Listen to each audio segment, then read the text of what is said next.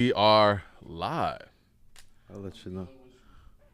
What's, Everything is good with me, ladies and gentlemen. what's that right there? This is Coop from the court. What up, what up, what up, what up? A2HH Live, Coop and I are in the spot. What is In the going same on? place again. In the same place again. How you doing today, Coop? Doing good, brother. Cheers. Oh, Made it yeah. to the studio. Cheers. Made it to the studio. Live broadcast. Are people in the room yet? I want to make sure people are getting in the room and make sure we don't have any technical difficulties. Make sure people hear us right. I'm checking right now. It's Okay. saying we got people in the chat, but I'm not seeing us go live yet. Oh, there we go. We're here. Are we there? Yeah, okay. We're there. We're live. We're Peace and love. I Yeah, see yeah. peace and love from Ohio K right now. Yeah. What's So, going yes. on, people? What's going on, everybody? It's a little different for me because I'm used to actually seeing the people as we're actually speaking. Right. Is We'll your sound on? adjusted. I think my sound is on. Yeah, you might want to turn yours on. Off, so we're not getting any feedback in that way. No. The sound's off on here. Okay, Yeah, cool. All right, well, welcome to A2HH Live on a Wednesday. You know how we do with our Wednesday show. I know y'all saw us yesterday. Well, some of y'all saw us yesterday in the afternoon. Right.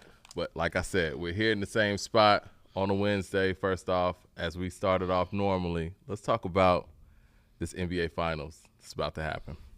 I'm Because afraid. I think game one is tomorrow, right? Yeah, tomorrow 8:30 is game one. I'm afraid to pick against Miami at this stage. I think a lot of people are. Because the way that people are coming across is, because I was kind of watching Skip Bayless and them. They had like a whole different type of debate where it was almost like they were scared to predict who was going to win. Because I think when you look at it, man, Miami has had the tougher road than anyone. And I saw a graphic earlier where they were talking about how light of a road that Denver's had. Because they be the 8th seed, 4th seed, another 8th seed or something? No. A 7th seed? So I think Denver's path, they beat a 7 seed in the Lakers. Yep. Phoenix was the 4 seed, Mm-hmm. and they were the 1 seed, so they beat 8. So they beat 7, 8, and 4. But really, the last two teams they beat really didn't have time to become a team. That Laker team that we saw got put together at the All-Star break. The Kevin Durant team got put together the last week of the season. Yeah. So they have had the path of least resistance, Mike. Miami is on the verge of doing something very special. If they beat Denver, they will have beaten the top 3 seeds.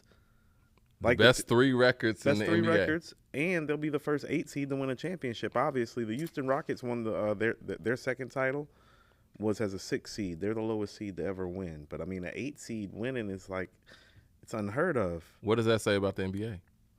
You want to know what? That's why I was saying what I was saying about Tatum the other day, Mike, and about Brown. It's like, well, if you actually look at them and actually put all the players together healthy, it's like the 34, 35, and 38-year-old guys are still better than the 23, 24, 25-year-old guys. That's a problem. It's an interesting time in the league where it's like the older guys are still playing and they still have some game, but the younger guys haven't really come into their own. Or will they ever come into their own? I think Joker's like the only one, right? 13. Yeah. So he's in his 10th year. Yeah, he's been around for a minute. So it's time. How old is Joker? He's Like not, 29? Yeah, I'm about to say he's not young. He's closer to 30 than he is to 25. So he's okay. somewhere in the middle. You know what I mean? Him and Yeah. Embiid, they've been around for a minute now, Mike. They're not that much younger. They're 29, 30. This Yeah. is it. The time is now. They're supposed to be, you know what I'm saying, what they are right now. Are we having any issues? I'm seeing something on my end. I see we may froze up a little bit, but I think that could be my connection in here. Oh, no, I'm not sure. I think I'm seeing an error too. Let me get to the super chat real quick. Blue Collar Hustle says, what's the over-under on the Nas dropping KD4 August 11th? The official birthday of hip-hop. Is it a Friday? Is that a Friday? Huh. We got to look that up real quick. You know what? I wouldn't put it past. You know what I'm saying? And we're the thought. It's a Friday. It's a Friday. August 11th is a Friday. Huh. I think it should happen. I'm going to it's put it in possible. the air. He did say, the plug said there's new music going to be coming on the way. There should be something. Even if it's not KD4, the way Nas is dropping right now, I think that it would be fitting for the person who's turning 50 this year with hip-hop, the greatest MC in hip-hop, right? And the guy who's on a roll right now and is not running from any tracks, put out something on the birthday to hip-hop. I'm about to say, another date to think about is his actual birthday. No, we're not gonna ask a man to work on his birthday, right? No. But what if or give us a gift on his birthday? But what if he was to drop KD4 on his birthday, which is a month after the 50th birthday of hip hop? Hip hop turns 50, then he turns 50, like literally like 32, 33 days later. So both are possible. I mean, I'm with it. I think that's a good idea, and I'm glad the fans are putting it out there. I'm with the music. You want to know what? Before we skip to the NFL talk, I mean the NBA talk, I got some quick NFL talk. Have you been looking at the Baltimore Ravens? I haven't seen anything with the NFL right now. They have been acquiring talent. Lamar Jackson is going to go on a Scorch the Earth tour next year. As he should. I'm picking him to win his second MVP. I'm picking Baltimore to go to the Super Bowl and win early. It's an early pick, man. Look, I mean, if they gave that man wide receivers, it's a wrap. Well, I mean, what he did in his negotiations, not only did he go out there and pretty much create his own terms and, stood firm on what he was doing, which I totally salute him for, but he also put Baltimore in a situation where it's like, okay, you really, really invested. So now you got to build around this. I mean, where would you put him quarterbacks in the league when he's healthy? I think he's super dangerous. I would say, like, keep in mind, he won an MVP award while Patrick Mahomes and Deshaun Watson and all these guys were walking around while leading the league in touchdown passes. Currently, right now. Where would you rank I would say Patrick Mahomes still has to be number one. Yeah, Mahomes is number one. I think Joe Burrow is a problem. And I think that, Burrow. So it's hard for me to put him over Burrow. I would definitely say top 5, probably around 4 or 5. How about this? How many guys are walking around with MVP awards who are quarterbacks right now? It's like 3, right? Aaron Rodgers. Patrick Mahomes. And him. Who am I missing? Because Brady's gone. Ain't nobody else walking around with MVP awards. I think Josh Allen to get one. And shout out to Buffalo. Buffalo be showing us mad love on this show. Not while Lamar got these wide receivers. He not getting no MVP award. Okay, so you picking Baltimore to win it all. Yeah. We heard it here first. May 31st, 2023, well before the season. Think about it. The only other 3 guys walking around with the MVP award that play quarterback are Patrick Mahomes and Aaron Rodgers. What does that say about Lamar Jackson as a quarterback? Does Joe Burrow have an MVP award? No, he doesn't. Justin Herbert? Nope. Deshaun Watson? Nope. Josh Allen? I mean, he's different, Josh Allen was the prohibitive favorite to win MVP last year. He was. I like Josh Allen a lot, but I don't like him better than Lamar Jackson when Lamar Jackson is healthy. When he's healthy, wide receivers. I think his upside is, damn, man, I don't know, man. It's hard to say, man, because I've seen Josh Allen pull up some impossible stuff, but on a consistent basis. I've seen him put the team in the position where he's had to do some impossible stuff because he put them in that position. That's true. Let me get to some of these super chats real quick. I might have to move my mic over a little bit. Yeah, I was thinking that too. Let's see. We got Los Marcel with a super chat says, just added a little bit to the Big and Pac convo yesterday. Ready to Die dropped September 13th, 94. Kind of eerie that Pac died September 13th, 96. Yeah. When we do these anniversaries, I noticed that too. It's pretty eerie. Luke Holla Hustle with a super chat says, Metro announced Nas is on the Spider-Man soundtrack. Yeah, we're going to talk about that a little bit later too. Thumbs up in the chat so we can get more people in the room and let people know that we live. I didn't know that Pac died the day before Nas's birthday and that Ready to Die got released the day before Nas's birthday. I never really thought about it like that. Yeah, no, that's real. And it's really crazy, like, because whenever we talk about, I don't want to say anniversary because he passed, but we talk about, Pac's death anniversary, if you will. We're also celebrating Ready to Die's, anniversary also. And we're going to talk about Ready to Die real quick, too. I don't know if y'all can see in the back, but we got some classic albums back here. And there's some things that people have said about classic albums. We're going to talk about the Source magazine when they went back and start giving certain albums 5 mics. That's a whole conversation in itself. Right. But to finish this NBA conversation, I think the NBA is just in flux right now. It's in a place where some of the older guys are still around, good enough to play and good enough to compete. But some of the younger guys just either don't have it or aren't at that point yet. Do you think Tatum's going to be a multiple champion in the NBA? So this is what I mean. When you say that, let's go to previous generation of players right quick. That's why I was telling you, no, Kevin Durant at 23, 24 years old was leading a team to the NBA Finals. Same thing for LeBron James. Yeah. When I talk about Shaq being the man on the early Kobe teams, Kobe was still a top 5 player, Mike. It's just Shaq was the best player. It wasn't like Kobe was like 15 or 16. It was like Shaq was 1, Kobe was 5. Kobe was averaging 30 points in those Western Conference Finals, like at 21, 22, 23 years old. Yeah, I was going to say, a 21-year-old Kobe that we got right now. Right, 21-year-old Kobe's way better than 25-year-old Tatum. So it's like we got to stop giving these guys hall passes. Magic Johnson won the NBA championship as a 19, 20-year-old rookie. Yeah. Larry Bird came in this league averaging 20 points. Shaquille O'Neal came in this league averaging 23 points. Allen Iverson came into this league averaging 24 points. Michael Jordan came into this league averaged 28 points at 22 years old. Dude, I was watching that Orlando Magic documentary, man. I didn't realize, I guess because we were kids, I didn't realize how quickly that team went to the finals. They were a lottery team, got Shaq. Next went 41 year, and 41. Yeah, exactly. Next year they were some hitters. Penny. Yeah, next year they got Penny, and then they went to the finals after that, right? That's why I keep telling you this Tatum and Brown thing ain't going to work. It's like, let's go to Orlando and Shaq and Penny. Right. Orlando's worst team. Get Shaq. 500 team. Get Penny. NBA Finals. 1, 2, 3. Not 4, 5, 6. Yeah. Scottie Pippen drafted in 1987. Yep. The Bulls are in the finals by 1990. Yep. 1, 2, 3. Yep. Now we going on year number 6 or 7 of this. They got to do something. Got to go. I mean, yeah, Brown has to go, and I love Brown. Out of the two, personally, I like Brown more than I like Tatum. But I understand their choice. They've already made their choice. Their choice is Tatum. They need to make a choice on who they want to play with Tatum, because I actually had this thought. They might be better for Brown than for Tatum. Well, they're not getting rid of Tatum. They can get more for Tatum, though. They're not going to do it, though. They look at Tatum like let's say their franchise. How about this? Let's say Dallas re-signs Kyrie to a max deal, and that makes Luka very, very unhappy. Do you think that Dallas, if let's say Boston were to offer them Jason Tatum and 2 first-rounders, would give up Luka and send Tatum to Dallas? No.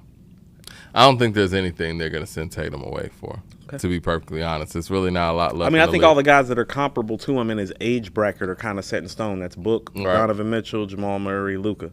Right. Aren't those the guys in his age demographic? Yep. All those guys are locked in. Those are his comps. Yep.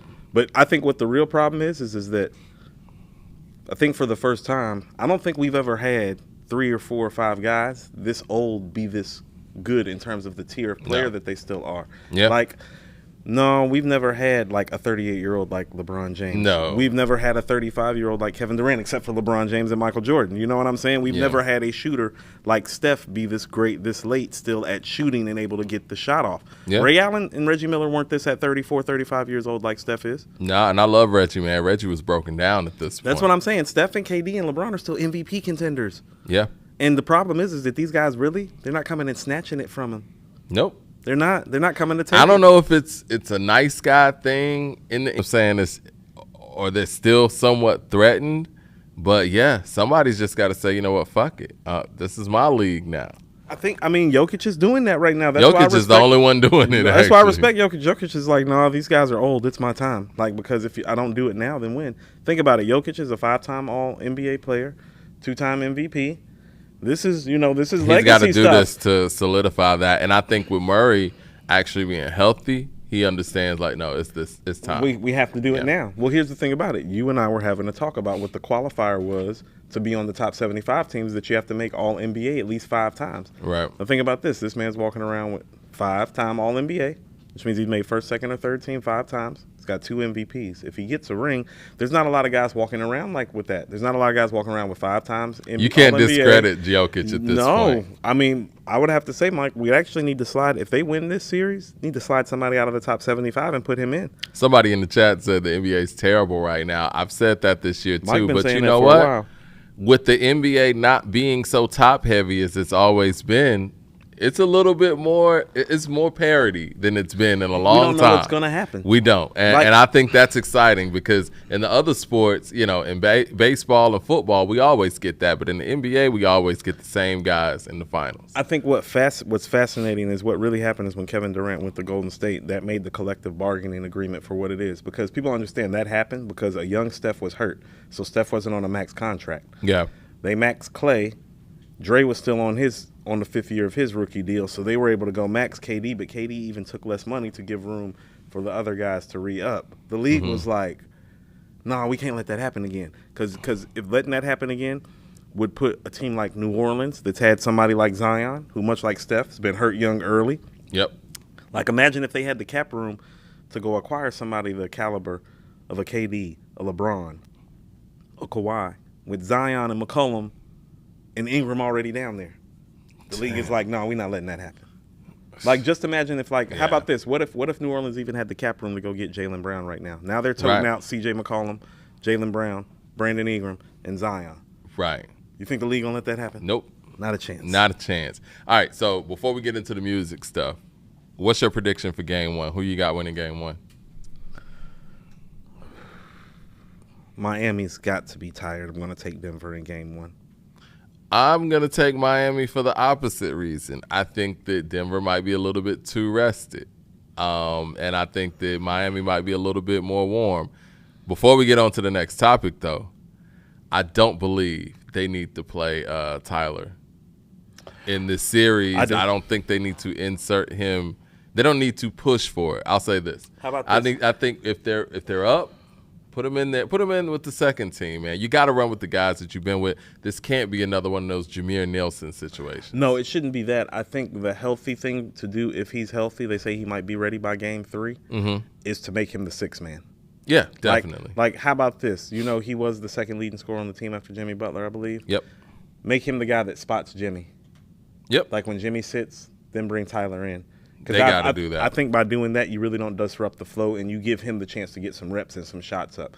Because if Jimmy's running the offense, Jimmy's going to share with everybody, and he actually needs reps and shots right now to be, like, you know, a factor in the series. Because I don't think that the Heat are going to win this series if he doesn't play. He needs to play, and Kevin Love is going to have to play some minutes against Jokic just to take up some space. Kevin Love's got to take up some space. Bam can't handle Jokic. Like, you see what did you see what Jokic did to Anthony Davis? But see, you know, I feel you, and you're right. But see, Anthony Davis has already made it clear that he ain't trying to bang. He never wanted to play center in the first place. He always wanted to be power forward. Now, I will say this. Bam is slightly smaller. 6'9". He's 6'9". So, you know, but he's very athletic. Jokic is 7'1". He's going to need some help. He's going to need a lot of help. It's gonna be, if Kevin Love doesn't, like, get in the series, like, you can get used to Jokic having 40, 20 games. This ain't the same Jokic that got done up by Draymond. So, yeah, No. I'm with you on that. No, he's all grown now. Daniel with the super chat says, feels like we got more duos than before in hip-hop. Kendrick and Keem, Ye and Fabio, Drake and 21, Nas and Hit Boy, plus a bunch of others. Why do you think that? That's a good segue into the Kendrick and Keem song. Y'all consider Kendrick and Keem a duo now? Okay. So messy. How they say he's so messy. Yeah, y'all consider them a duo now. I think that duos are probably really popular right now because when you get two people in a room, you're able to knock out one of them joint projects. I think duos are probably the strongest link in hip hop, in my personal opinion, because there are no weak links in a duo for the most part. You know what I'm saying? Like, when you start expanding the group to 3, 4, then you got people that might be perceived as weaker links because people are less of a fan of those than the top guys. But in a duo situation, you usually have somebody that does something really well and that other person does another thing really well. Andre and Big Boy, for example. Andre does one thing really well. Big Boy does the other thing really well. That's what makes the duo great. Mobb Deep. Prodigy does what he does well. Havoc does the production well. That makes the group great. I think that's why duos are probably coming together now, because people are bouncing off of each other. I think these niggas is out of ideas. I think that That's what's really going on. Niggas is out of ideas. No, I'm for real. I'm serious. Like, I mean, let's go ahead and jump into the Kendrick and the Baby Keem thing. Yeah. Like, you and I were just literally sitting in the other room pre-gaming, and we're saying to ourselves, what is this record about? And I was telling you, I'm like, Mike, it's like an award tour type record, I guess, but it's like, what is it doing? I think you got that from the video, though. Like, I think if we were listening to that song without a video, we wouldn't know what the fuck this song is about. You know what I'm saying? I connected the visual aid to the fact that, they brought up Messi, the soccer player from Argentina, and Neymar, the soccer player from Brazil. So maybe they're trying to give it more of a worldwide effect. You know, soccer, football around the rest of the world is the biggest sport in the world. So that was what was making me think that as well. Stadium flow. But at the end of the day, this is what I mean about dudes is out of ideas. It's like, where are the concepts at? Where are the stories at? Yeah. What's the name of? I mean, why is it called the Hillbillies? Where's the dope record with a dope hook? Let me get to this super chat, and then we're gonna break this whole thing down. Blue Collar Hustle with the super chat says, if Butler led the Miami team, if Butler led this Miami team of YMCA All Stars to a championship, is this playoff run better than even LeBron's Miami run? And is Butler now a top 10 modern day player? I think what Butler's doing is incredible, and it strengthens his legacy.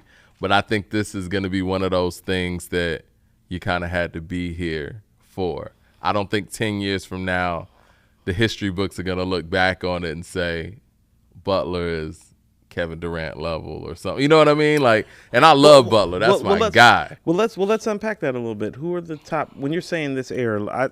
So when I look at this era, what is this era? I guess that's right. Where's the cutoff? I would say this era starts with the 03 draft class with the Wade, LeBron, Carmelo. That's still this era. That's 20 years ago. I mean, so where do you want to start class wise? Do you want to start with Kevin Durant and Greg Oden class at 2007? Do you want to start with Embiid's class? I think this era starts in 10 years, 10-year increments. So 2013 is where you want to start. I think that's fair. Okay. If that case, Paul George. You think he's top 10 over the past 10 years? He's made I give it to Kawhi. Since 2013, Paul George has made one All-NBA first team, I think 3 second teams, 2 third teams. Yeah. He's the only person walking around with as many selections. I think the only people with more selections in the last 10 years is KD, LeBron, and Kawhi, and Steph. So yeah, he would be. So that's what I'm saying. If you're going the last 10 years, then Paul George is up on that list. So is Westbrook, so is Harden. It's the obvious three, which is LeBron, Steph, KD. Right. LeBron, Steph, KD, after Giannis, Kawhi, Giannis. Giannis, got 2 rings. Yeah, of course. Kawhi, Giannis, Embiid, Harden, Westbrook. I'm with Westbrook. Paul George start falling in somewhere. I think Jokic. I mean, he got 2 MVPs. It is what it is. Who's the last guy?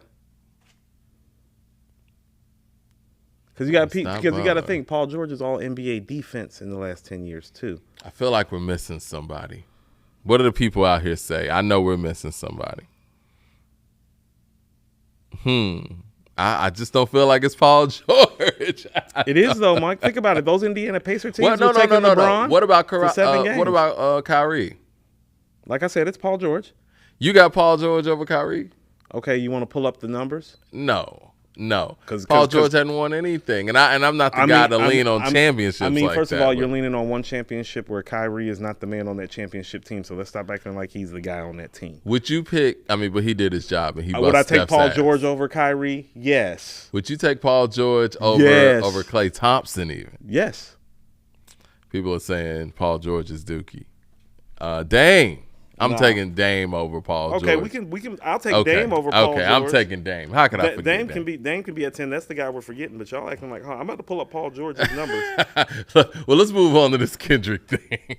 No. We'll circle back to that. Coop want to get his point proven on this one. No. I'm just saying Paul George has made All NBA like defense and offense like multiple times. Like I'll be forgetting that Paul George is even out there, man. And I don't want to say nothing disrespectful because I know guys watch our show, but. You know, I'm just keeping it real. Like, what's his presence like in the playoffs? You can say that about a lot of guys. You can't say that about a lot of guys. You say that about a lot of guys. Okay, anyway. So, me and Coop were in the other room listening to the Hillbillies, Baby Keem and Kendrick Lamar's song before the show because I listened to it yesterday when people were telling us to listen to it. And our first listen, I was like, yeah, this is trash, right? You know, it was cool. You know what? I wouldn't say it was quote-unquote trash. Yeah, I guess I would. I'm trying to be nice. I'm trying to find some adjectives so the Kendrick fans don't think we're just hating. But anyway, when we got in here, I was like, you know what? Let's listen to it one more time because I wanted to give it a separate listen to kind of figure out why it's called the Hillbillies. Mm-hmm. And, yeah, it kind of sounded worse the second time. And it made me think that, I don't know, is this it for Kendrick? Because I even went back and listened to that Beyonce verse that he's on. He's on the remix for America's Got a Problem. I ain't feeling that either. Again, what Drake said, privileged rappers, man, I'm pretty sure he's talking about Kendrick, or at least that's what it applies to with me. It's like, dude, people are giving you the number 2 all-time spot over people like Pac, over people like Nas, over people like Big, and you're in the prime of your career. You took 5 years off and you come back and, you know, dropping nothing but mid. It's, again, it is what it is. And I think that when you got people out here getting propelled for not putting in the work that they need to put in, I mean, it got to be called out. You know what I'm saying? And so I think that's where the whole privileged rapper thing comes in at. But let me rewind real quick. I think that when I saw the video, because we were talking about the visuals of it, it looks like Kendrick's having fun. And I would never knock a artist for going out there having fun, just doing something. Seems like he's not taking himself too serious. He really didn't rap a whole lot on this song either. He doesn't rap a lot anymore at all. But like we said, you know, behind the scenes, you know, backstage, we don't know if, you know, he wrote this whole thing for Baby Keem either, which is a whole nother subject. I don't know why nobody gives Baby Keem smoke for the fact that Kendrick writes his shit, but that's a whole nother subject. But with him having fun, I'm cool with that. But the thing is, man, you're the guy who is smoking on people's top 5. So I'm expecting more than just you out here goofing around, you know, spitting some play rhymes. You know, it is what it is. And I think that he resembles a lot of Eminem to me. And the fact that he can do things and the mass media just acts like it doesn't exist and they just harp on the good. They don't harp on any of the mid at all. And then they elevate the mid like it's the greatest thing ever done. It's astonishing. I don't know if Interscope got that kind of hold on the game like that, but I haven't been cut the check, so I can't really, you know, be a part of that dialogue. I got to keep it real. As a hip-hop listener, not feeling the shit. Are y'all feeling the shit? Am I tripping? Were you feeling the shit, Coop?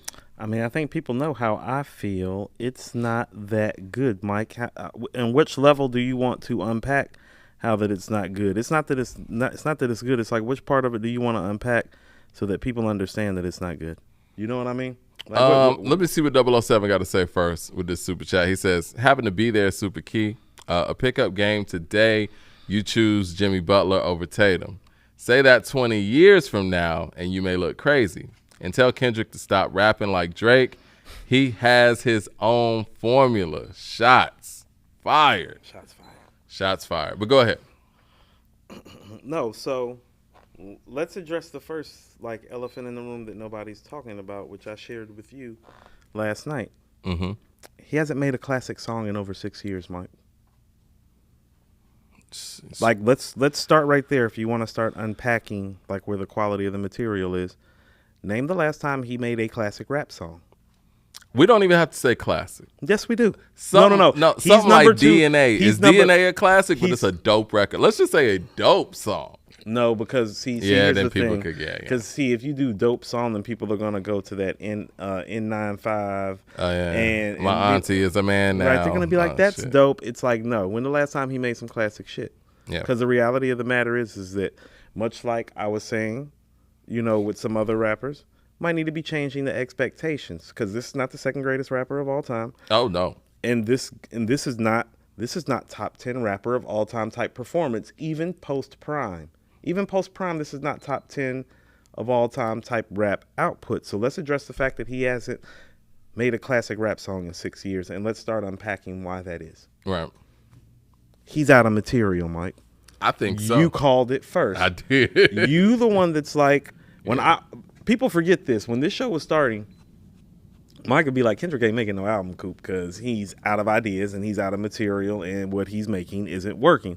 And I'm like, nah, you tripping, because I'm thinking from what I've heard from this guy creatively and intellectually and conceptually, I'm like, no, he's got plenty left in the tank, Mike. Right. But what we've really seen the last 6 years is that, well, if he had something in the tank, he just had the best opportunity to let it out on the last album. He had a whole double album to let it out. We're going to talk about Tupac's double album in a little bit because I have some new thoughts on it as a grown-up based on the interview that we went through. Now, Tupac was in jail for a year, Mike. Yep. Look at what his double album sound like. This guy had 5 years off. And Tupac made it very clear that he didn't write while he was inside because he wasn't inspired to. So a lot of that was when he got out and hit the ground running. You know, we can measure how an artist, you know, intakes their creative space all we want. But I'm just saying it to say is that we got to stop treating him like he got it. Yeah. Because he ain't had it in a while.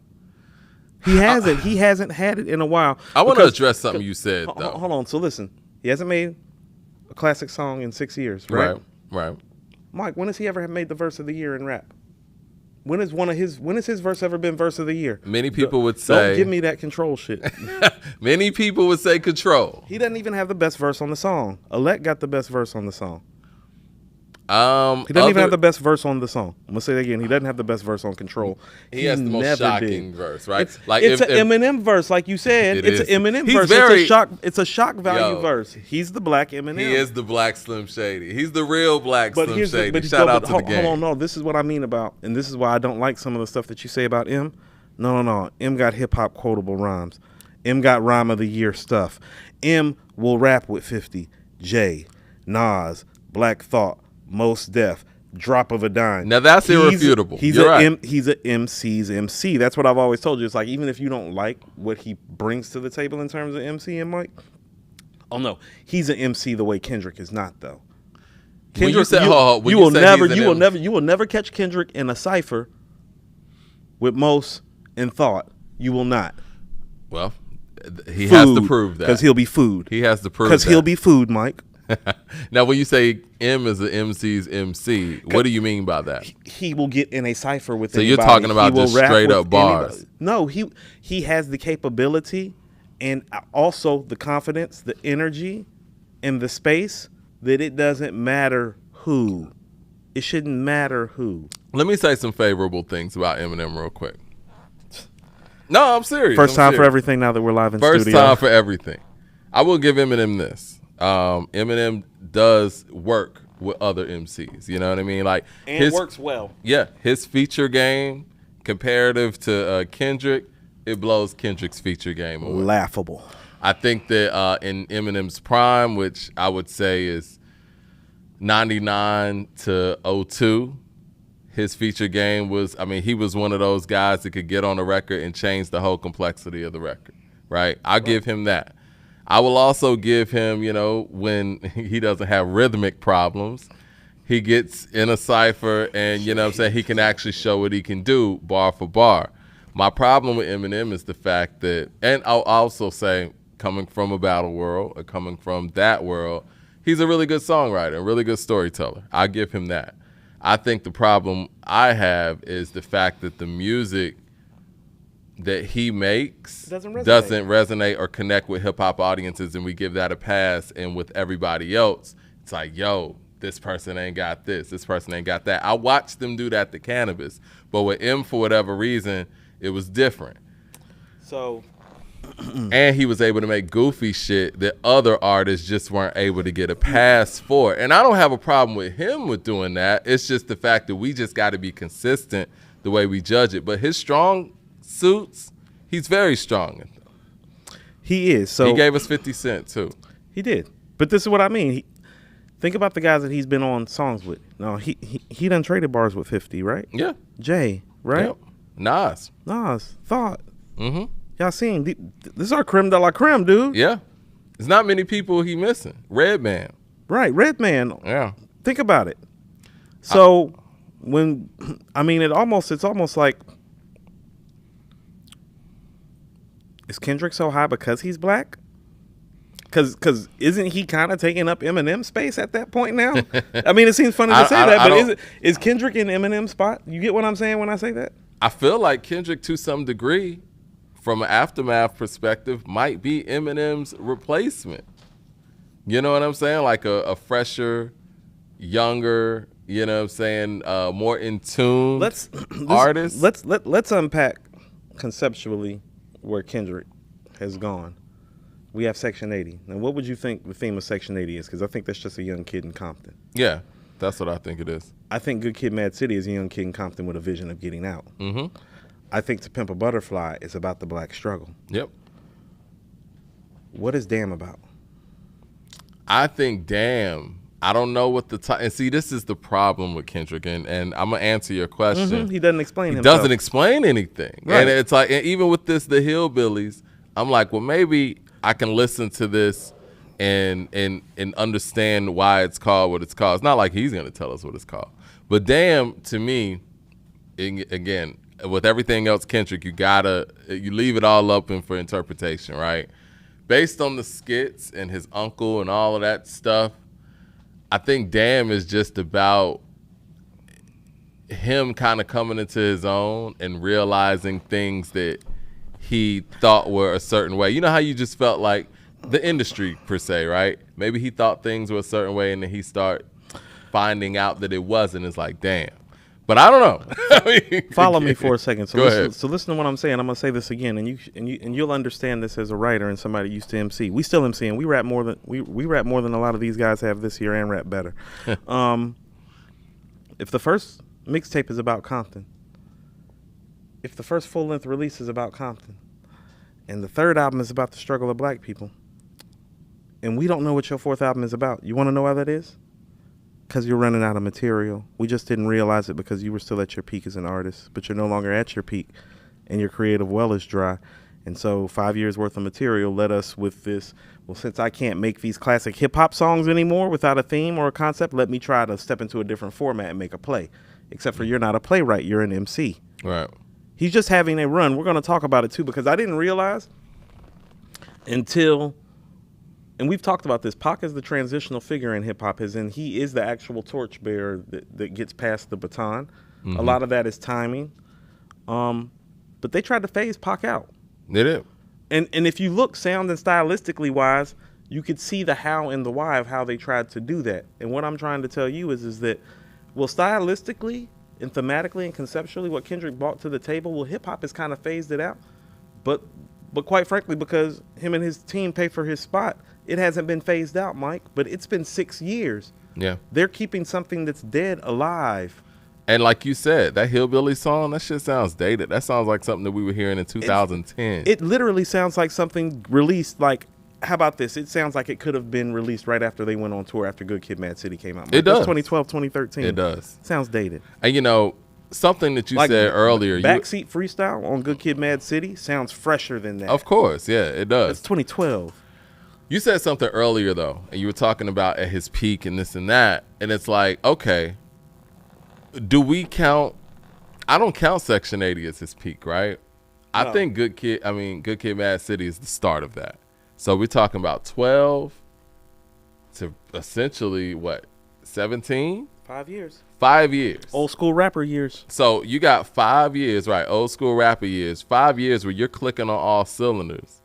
And then you have 5 years where there's nothing, and then you drop some mid and you're dropping this. So how does that equate to number 2 all time?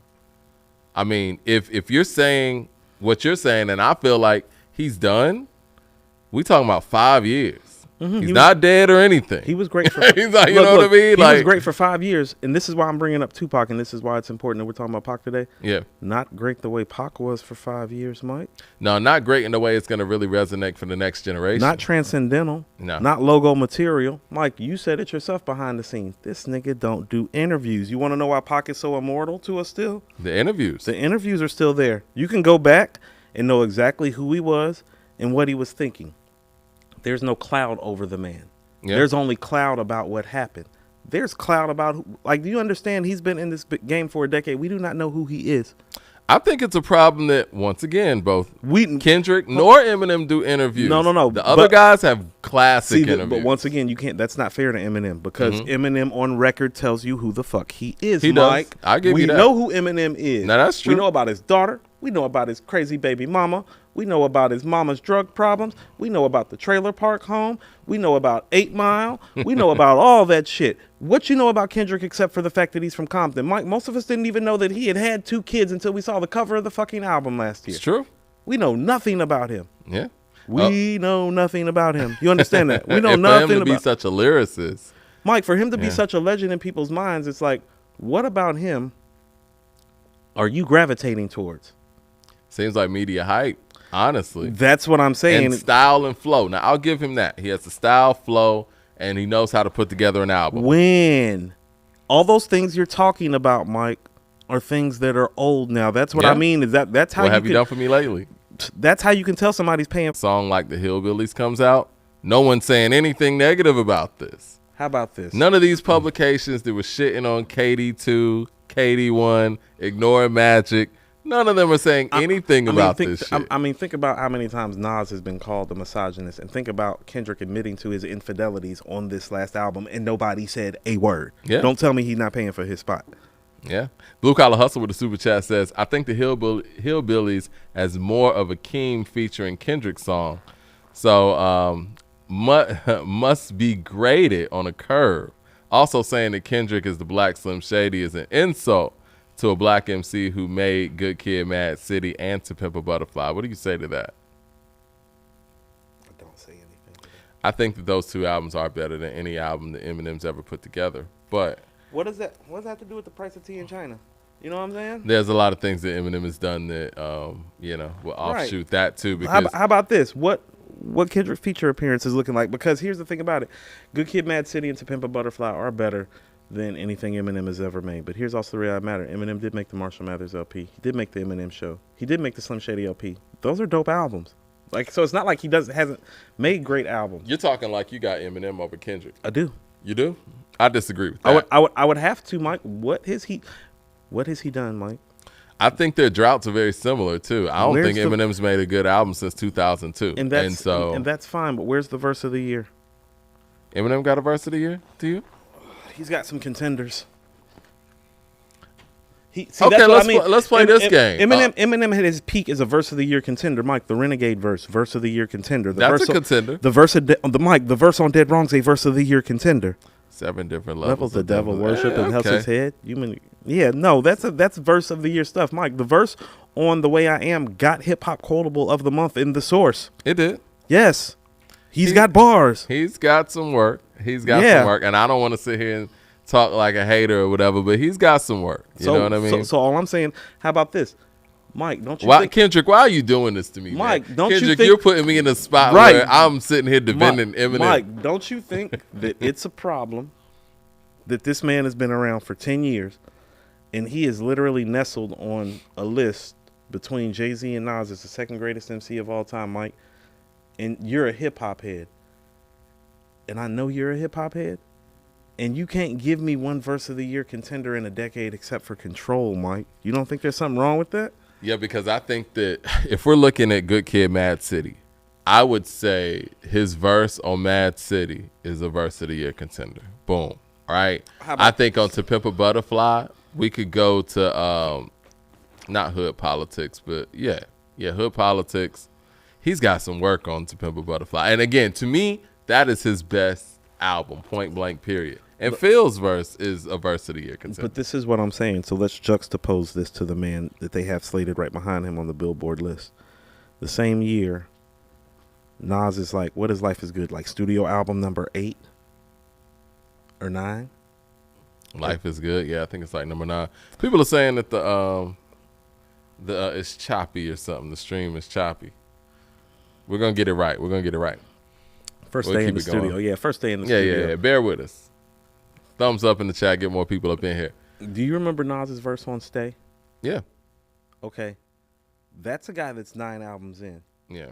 Why is his verse on Stay comparable to your best verse on your first debut album project? Well, because that's not. But hold on. But isn't Kendrick getting that type of reverence for this generation? Billboard and they just put him ahead of him. Billboard put him ahead of Nas. So we gonna rate the nigga like that. You feel what I'm saying? I feel what you're saying. So he's better than Pac and Big and M and Nas? With what? Rakim's at 13? Mike, this is even unfair to Andre because it's like I was telling you. At least when Andre shows up, he shows out when he shows up. When Andre shows up, he shows out. The problem is him showing up. The problem is not performance. I'm literally questioning his performance on the mic, because I'm looking at the last 10 years of it. It's like, hold on, Mike, ain't no verbal intercourse, ain't no. And Mike, see, Mike, I bring up Eminem. Where his dead presidents at, Mike? I bring up Eminem for Where the this dead presidents reason. at? No, you're right. I bring up Eminem for this reason. He's the only person that could get away with just going out there on the track and being like, blah, blah, blah. No, Kendrick And can't nobody get away with says it. That's what I'm saying. Kendrick's the only person since Eminem that could get away with something like that and nobody say anything. Yo, it's Now, wild. if this man right here, Jay, if he go out there spitting the shit that Kendrick spits, people will be going crazy. Oh my. And Jay gets a lot of adulation for some mid sometimes, but when he drops dud shit, Drunk you in will Love. never hear the Drunk in Love. You'll never hear the end of it. Drunk in love.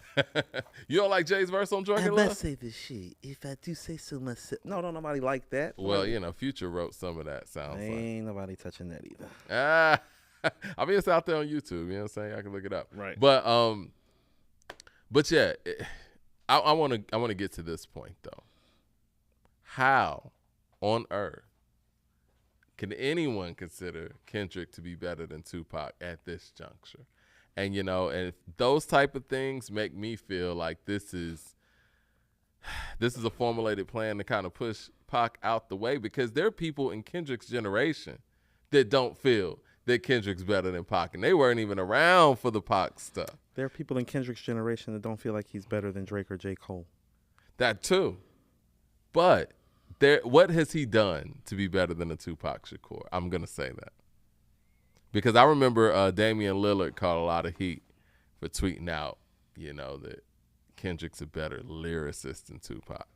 And it's like, okay, once again, we've had shows Where? about this. Where? What does that mean? But where's the verse, though? No, I get it. They're talking about patterns No, and no, no, shit. no, no. Like, yeah, like, okay, so what you're talking about, haven't had this conversation in a while, what you're talking about is literary devices. You're saying Kendrick uses literary devices better than Tupac, which even that isn't totally true, because if you were to take it, like, to my guy Andrew, who I do the Mirror Music podcast with, who is actually a formal English teacher, if you were to take Kendrick's writing and take Tupac's writing to his class, he could discourse on Tupac's writing so much easier than Kendrick's. Well, So I mean, don't tell me that his literary devices are better, because if his literary devices were better, it could be taught easier.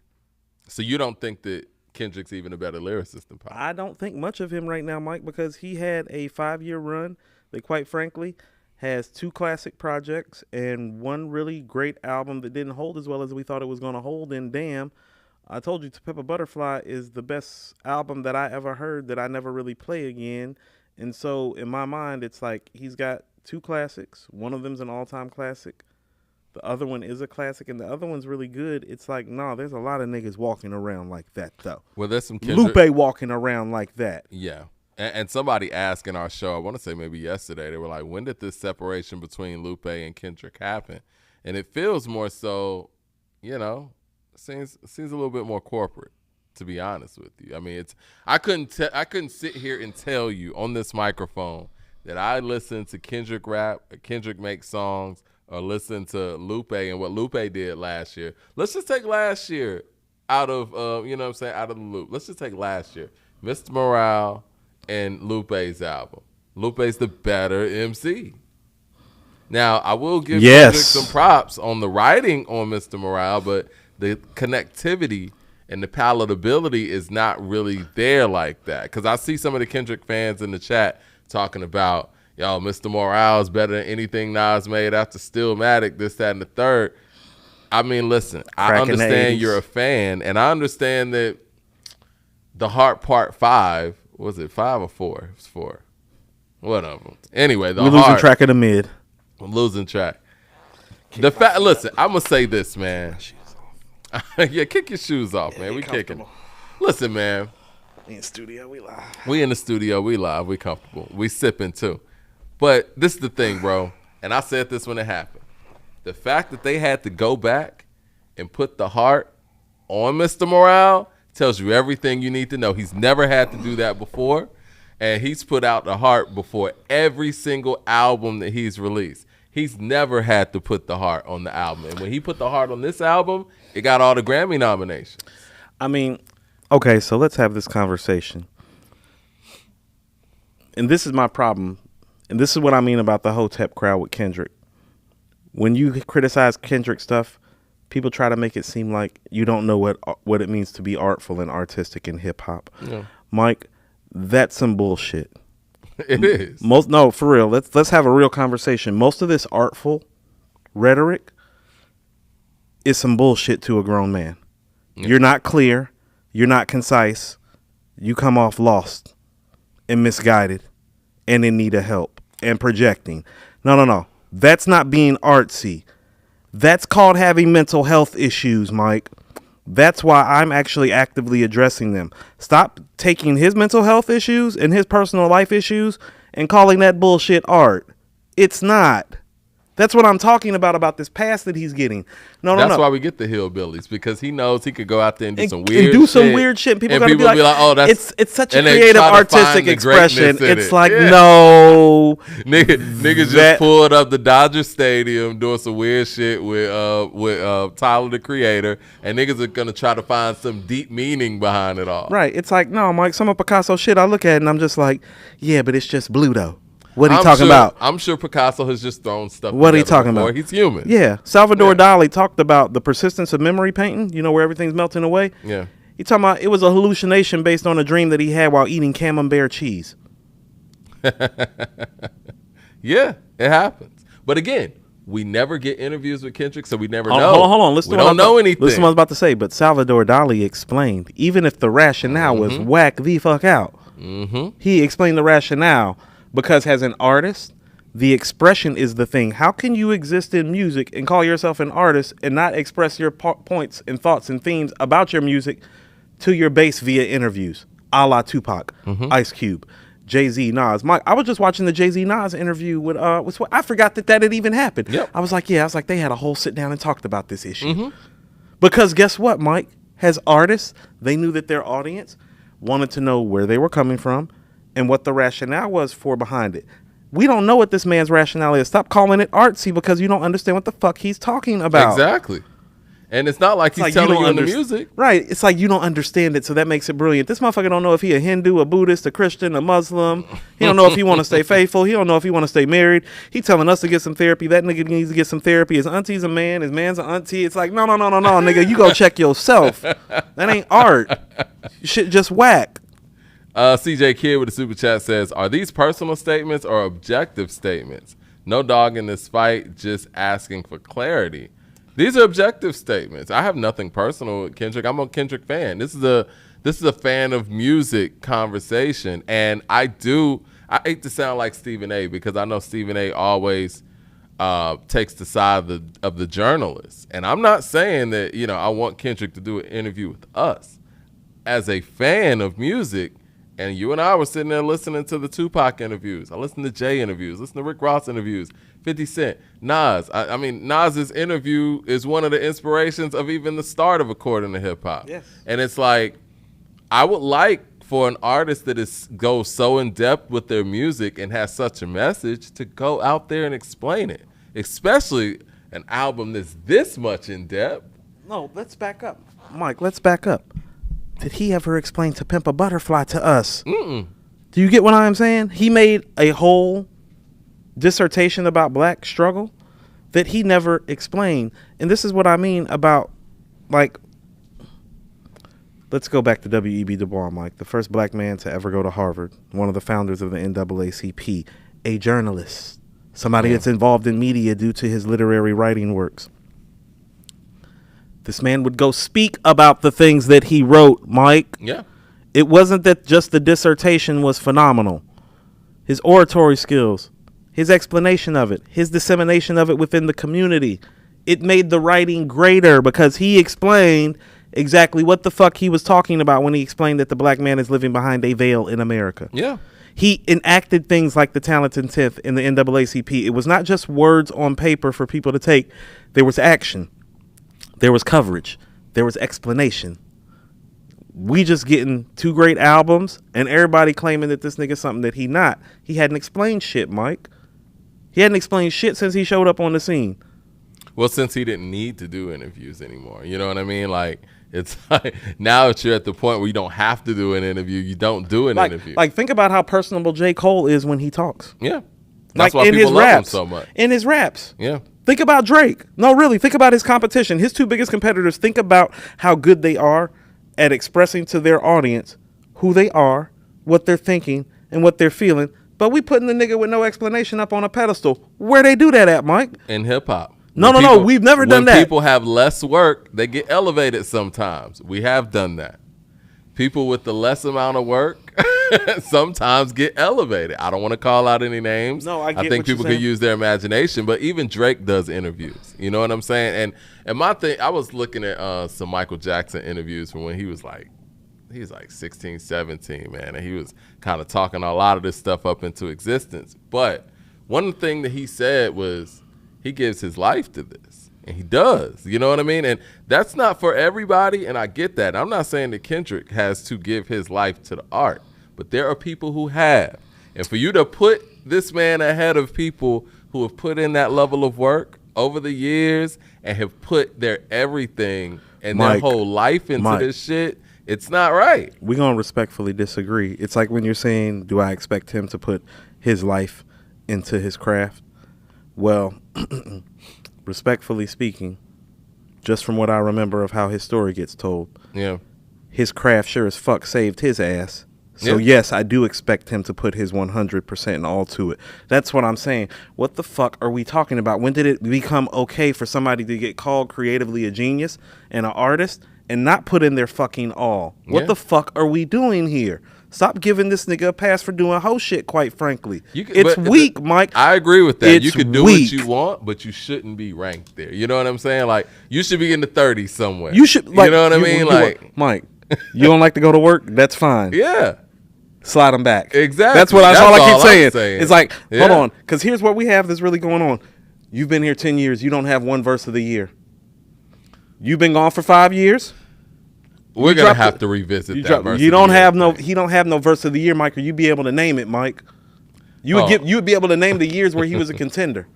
Oh, we got somebody here. NR with the super chat says I ain't done. Kendrick's verses weren't that different from those on the Black Hippie songs. If J-Rock, Q, and Soul were on this song, it would sound way different. He doesn't make songs with them either. But what were you saying? My bad. 10 years. 2 classics. 1 great album.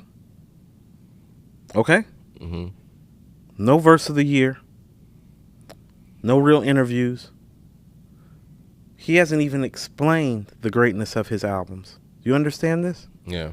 He does. Mike, I bet you he couldn't even break down for you what To Pimp a Butterfly is about at this point because nobody ever asked him to, and we just gave him a pass on it. They did a whole podcast on it on Spotify. He just not even on it. He just said he didn't like it. And wasn't that the word? Like, he don't care for To Pimp a Butterfly? I bet, because you have to explain a lot of shit to explain To Pimp a Butterfly. You'd have to come out here and actually talk about your process, talk about where you were at emotionally, talk about where you were at psychologically, intelligently. Because that album... Listen to what I'm saying. That album is more important to people than it is to him. There's something wrong with that. You know what? That's funny. I mean, I tell this story all the time.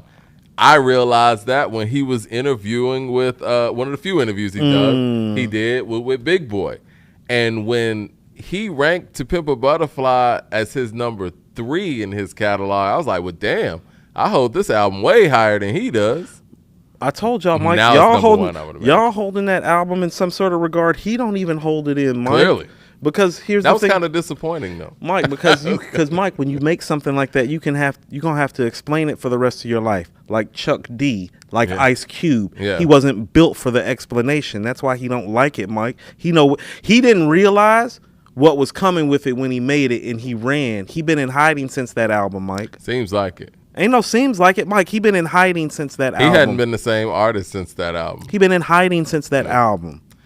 Blue Collar Hustle with the super chat said, though I do not agree with either of you, Coop is so passionate about his opinion, you have to laugh. I don't believe K-Dot doesn't explain who he is in his music. I think it's clear personally, but go off. Hold on, pause. Clear? Blue Collar Hustle. Then tell us who he is then. And watch how crazy it sounds when you write it down. Because you about to go so many ways to explain who he is, fam. Well, I want to ask Blue Collar Hustle what you ask me. What's the meaning of damn? Mike, what's the meaning of To Pimp a Butterfly? It was supposed to be Tupac, right? It was supposed to be to Pimp a Caterpillar. Caterpillar. Right. I remember him explaining to Pimp a Butterfly, but it's kind of foggy on me now. But You want to know why it's foggy, Mike? it wasn't. Do you want to know why it's foggy, Mike? Wow. Because it's never really been explained to you. Yeah. You don't really know. It's a conceptual record. Good Kid, Mad City is the only self-explanatory thing he made. That's why it's his best project. You get glimpses into who he is in that project. That's it, Mike. You don't get anything else. I have a conspiracy theory. You get all this black Negro spiritual, poor righteous bullshit. No, con. Do you know where the interview came from To Pimp a Butterfly? That Tupac interview? Because I don't either. Could that possibly be AI? How did he get a Tupac interview? And why would somebody hang on to a Tupac interview for 20 years and no one heard? And why would they give it to Kendrick after one album? Exactly. Is that possibly AI? I don't know. Somebody might have more information out there. Let me know where the interview came from. Now, in fairness, he got Interscope access, signed to the same label as the late great. Of course. Got Dr. Dre access, got some Snoop Dogg access. He got some access. But they didn't get the interview. He got some access some sort of way. But all I'm saying is I'm not worried. I'm not even we're going to talk about the Tupac interview that actually is not on To Pimp a Butterfly. But what I am saying is that, Mike, when Jay say some shit, we ask Jay to explain. Yeah. He explains. Jay talks to you in his rhyme. Ice Cube. Classic interviews. Another person I left out when it comes to these interviews. Mike, I'm just going through some guys that say controversial things sometimes that people don't like. But they explain these things. DMX be like, DMX, why were you at the airport stealing a car? I remember. And he'd be like, because I was fucked up. It's like, yes, woo. It's like he didn't try to lie to us. You know what I'm saying? Right. It's like this guy, because this is how it is, Mike, and you know it.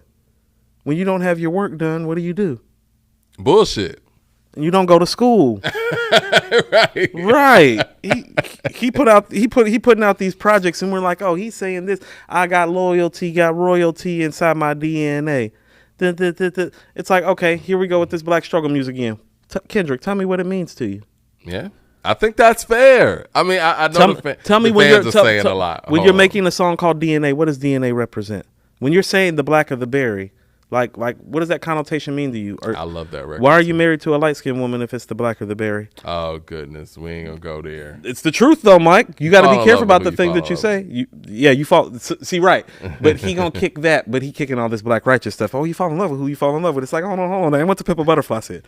Let me get to the Super Chats real quick. CJ Kidd with the Super Chat says, I asked the question because, Coop, you said that he only has 2 classics. The objective and general consensus doesn't say that.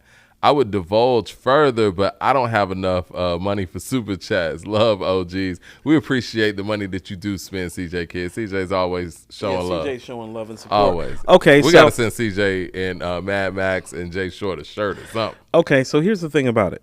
Mm-hmm. What about Damn is classic to you 6 years later, Mike? That's what I mean about the record's not holding. No, I think that's fair. I mean, I love the song Love, and I love Loyalty, but I don't listen to it much. And maybe, like you said the other day, we take in a lot of music. But we do, but Mike, this is what I mean. You know how many times we pull up on this show and we're like, hey, I just listened to this. I just listened to that. I'd be like, I just listened to Death Certificate. Mike, you just listened to Supreme Clientele last week. I remember you said so. You want to know why? Because Supreme Clientele's like that. Yeah, I listened to it yesterday. Death Certificate's like that still. Yeah. That's why you pull it back up, Mike. You're not pulling it back up because it's not like that. And again, I'll quote it on this show once again. When I first heard To Pimp a Butterfly, I said it's the best hip-hop album I heard since Supreme Clientele. Can't tell you the last time I listened to Pimp a Butterfly. I did last year. I listened to it last year. But that's only because he dropped this whack-ass album. And I was like, oh, man. I'm so wrong about To Pimp a Butterfly because the replay value is so high compared to this.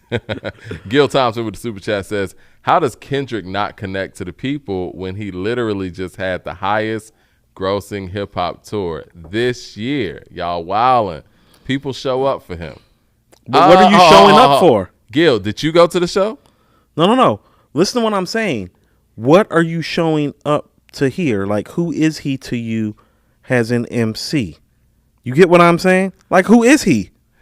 I want to ask people if y'all know anybody who went to the show and how was their experience. This is what I mean. It's like Drake as an MC is his own brand, entity, empire, songmaker, hitmaker, hook writer. Yeah.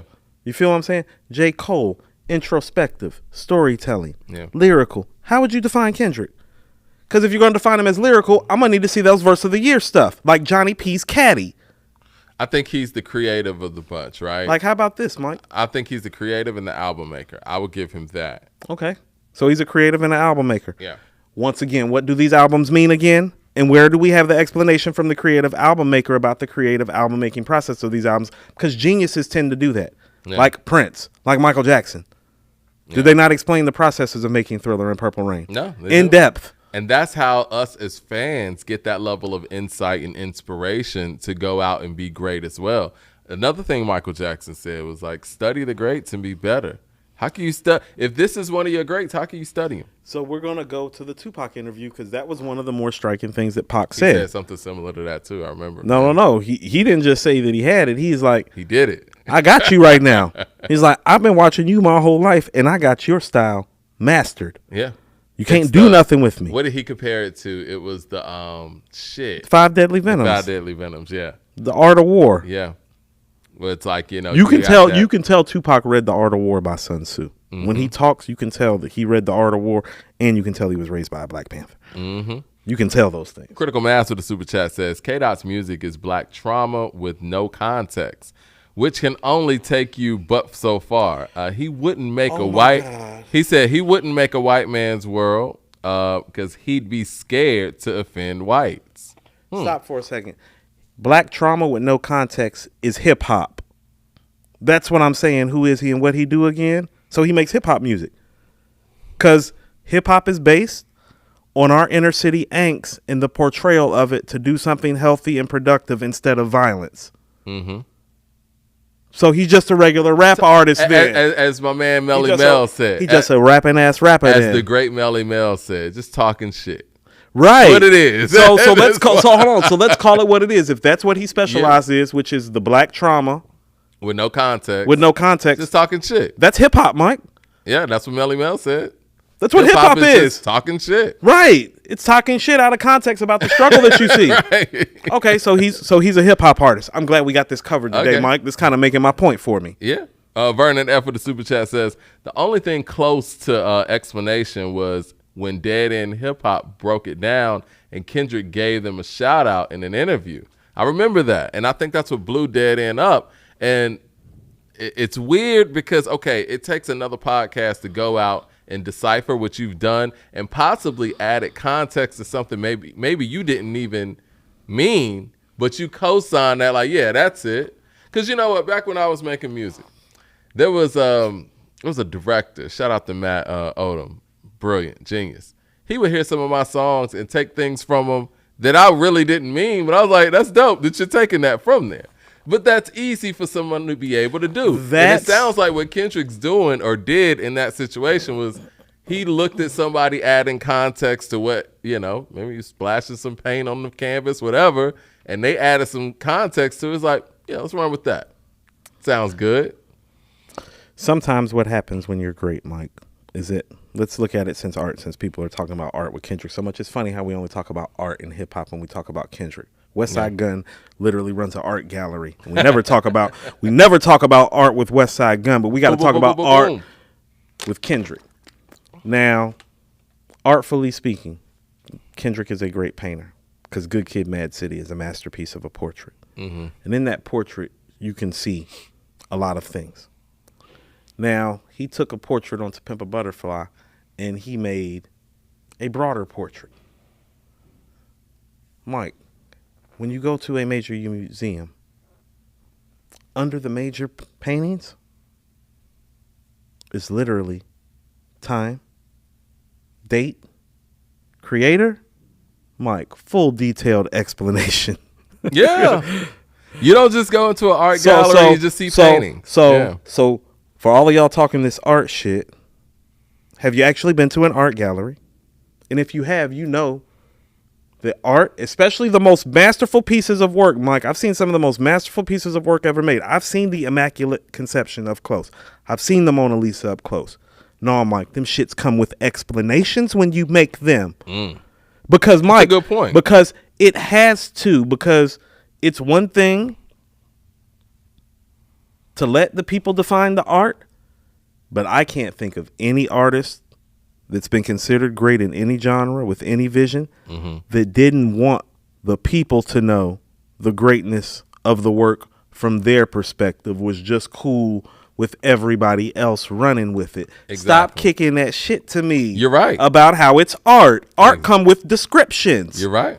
You're right. Because even when Matt would say that to me, it's like, well, this is where I was coming from with it. You know, I'm glad you were able to get that out of it. But let me explain, because clearly we're like on two different ways. Because you're an artist, Mike, and somebody giving you a depiction of your art, and you was like, well, I appreciate that, but pause. I was like, that's interesting. But, right, you know, but not that. That's yeah. why when you go, Mike, that's why when you go see the Immaculate Conception in Bulletproof Glass, Leonardo da Vinci, boom, boom, boom, time, explanation, Mike. Yeah.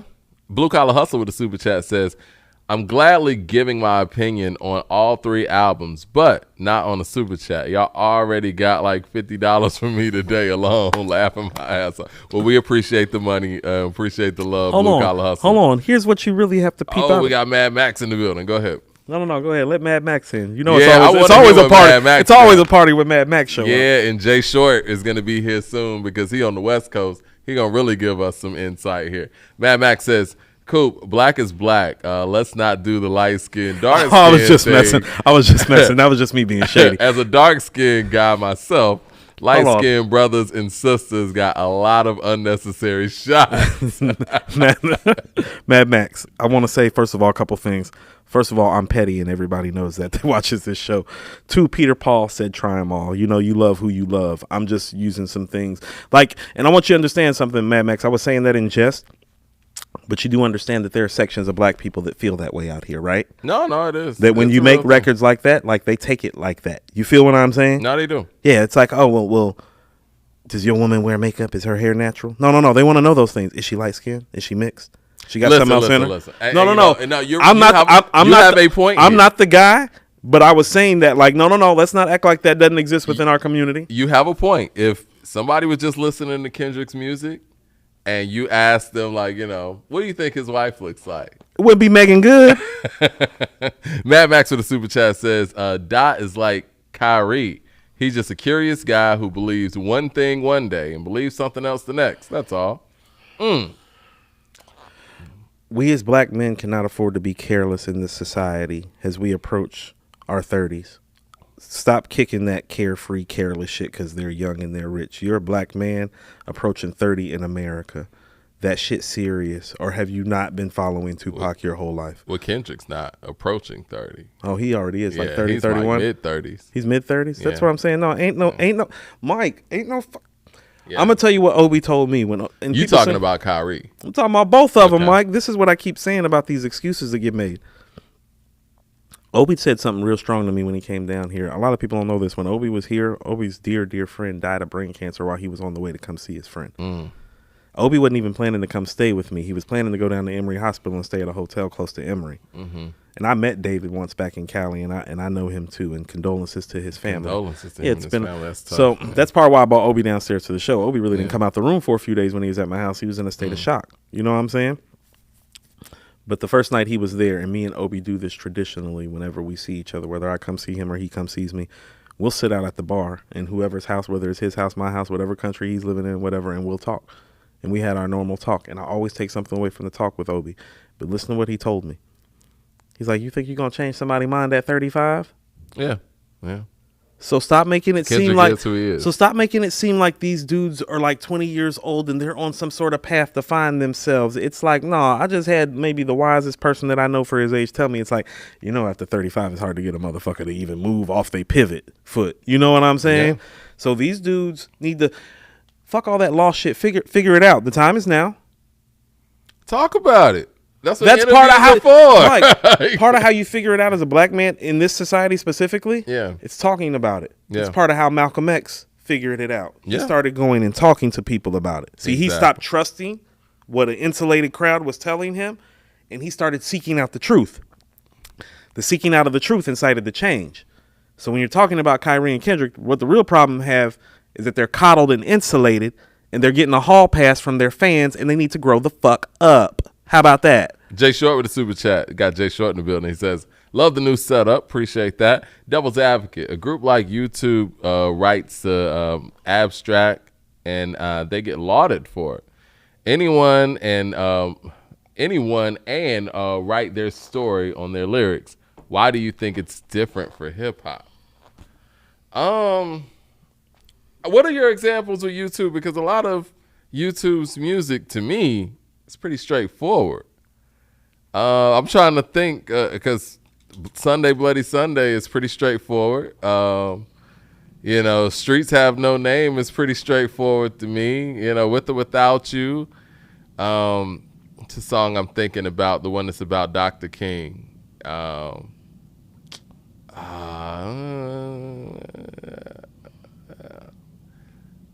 come to me in a minute. Oh, Pride. It's pretty straightforward. I mean, so I would like to hear some examples here for that, Jay Short. But I mean, listen, hip hop is automatically different because once again, we're not about melodies. We're about message and we're about words. You put more words in a hip hop song than you put in any other genre, period. Yes. A lot of other genres, not a lot of other genres, every other genre is about melodies. And you're getting shorter messaging. Hip hop is a lot of messaging. And so, yes, it takes a little bit more breakdown than a vocal performance. It's the toughest writing process. Yeah. We've talked about this succinctly. It's like if you go when Andrew and I do the Mirror Music podcast and we pull up the lyrics to the songs, like when I got like a hip hop song, Mike, I got to do like this. I'm scrolling on the iPad, like scroll. We might do a Joni Mitchell song or a Beatles song, Mike. It's like a paragraph. The whole song will be right there in front of me. It's like, man, I don't even got to slide this shit up or down. I might have to slide down to see the bridge at the end. Like, I think I really noticed that when I had the It Was Written CD, and you pull open that book, and it's just nothing but words. And you're like, and it's intricately, it's in cursive, like Old Testament script shit. And you're like, it's insane. And you're like, oh yeah, this dude be rapping. It's a lot of writing. That's probably more writing than. No, I'm not gonna go there. Gary Pierce with the super chat. Right, it is. I know exactly what you're saying. We're gonna stay off Andre today. We're staying off Andre today. Andre Pierce shows out on guest appearances. He does. Gary Pierce with the super chat says, "Folks worthy of accolades get shunned by media, but people pushing narratives, Auntie is a man, get celebrated. Detached from the matrix, folks." It's interesting. MC with the super chat says, it's from a Pac interview in the Netherlands. So that's where Pac had an interview in the Netherlands? By who? Hold on. It sounds like AI to me. We gonna call that artsy though. You know what I'm saying? It's like, ooh, he went and got an interview. Nobody else got a Tupac. How did he find a Tupac interview in the Netherlands, and why didn't that person in the Netherlands actually put out that interview? Because I'm pretty certain Interscope owned it, Mike. Interscope, Mike. Owns his interview? Damn. Mike, it's Interscope, Mike. Have you watched The Godfather? Have you seen the Corleone family in The Godfather? Right.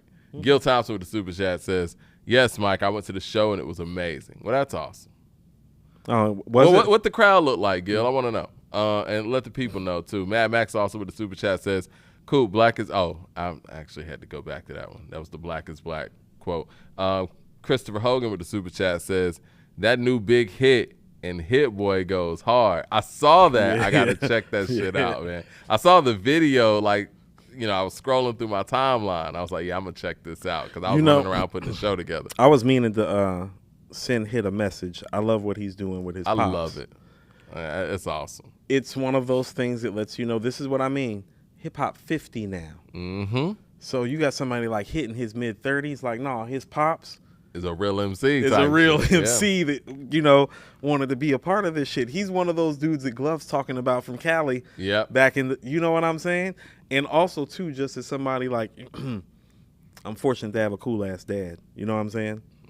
But I'm also unfortunate because cool ass dad's been sick the last few years. You know what I'm saying? I want to get into all of that, but I don't know if you remember this. One of the first things that we really got invited to a few years back, I had invited him to. You know what I'm saying? And because of what he's been going through, he wasn't able to come. Yeah. And so, and he hasn't been able to, obviously. But when I see what Hit's doing with his dad, it's like, no, that's what I would want to do with my pops, because my pop's a street dude too. You know what I'm saying? And it's like I've been trying to bring pops back out, and that's what I mean about how time and life is precious, because it's like as soon as this shit started happening for us, well, his health is keeping him from doing it, and it's like.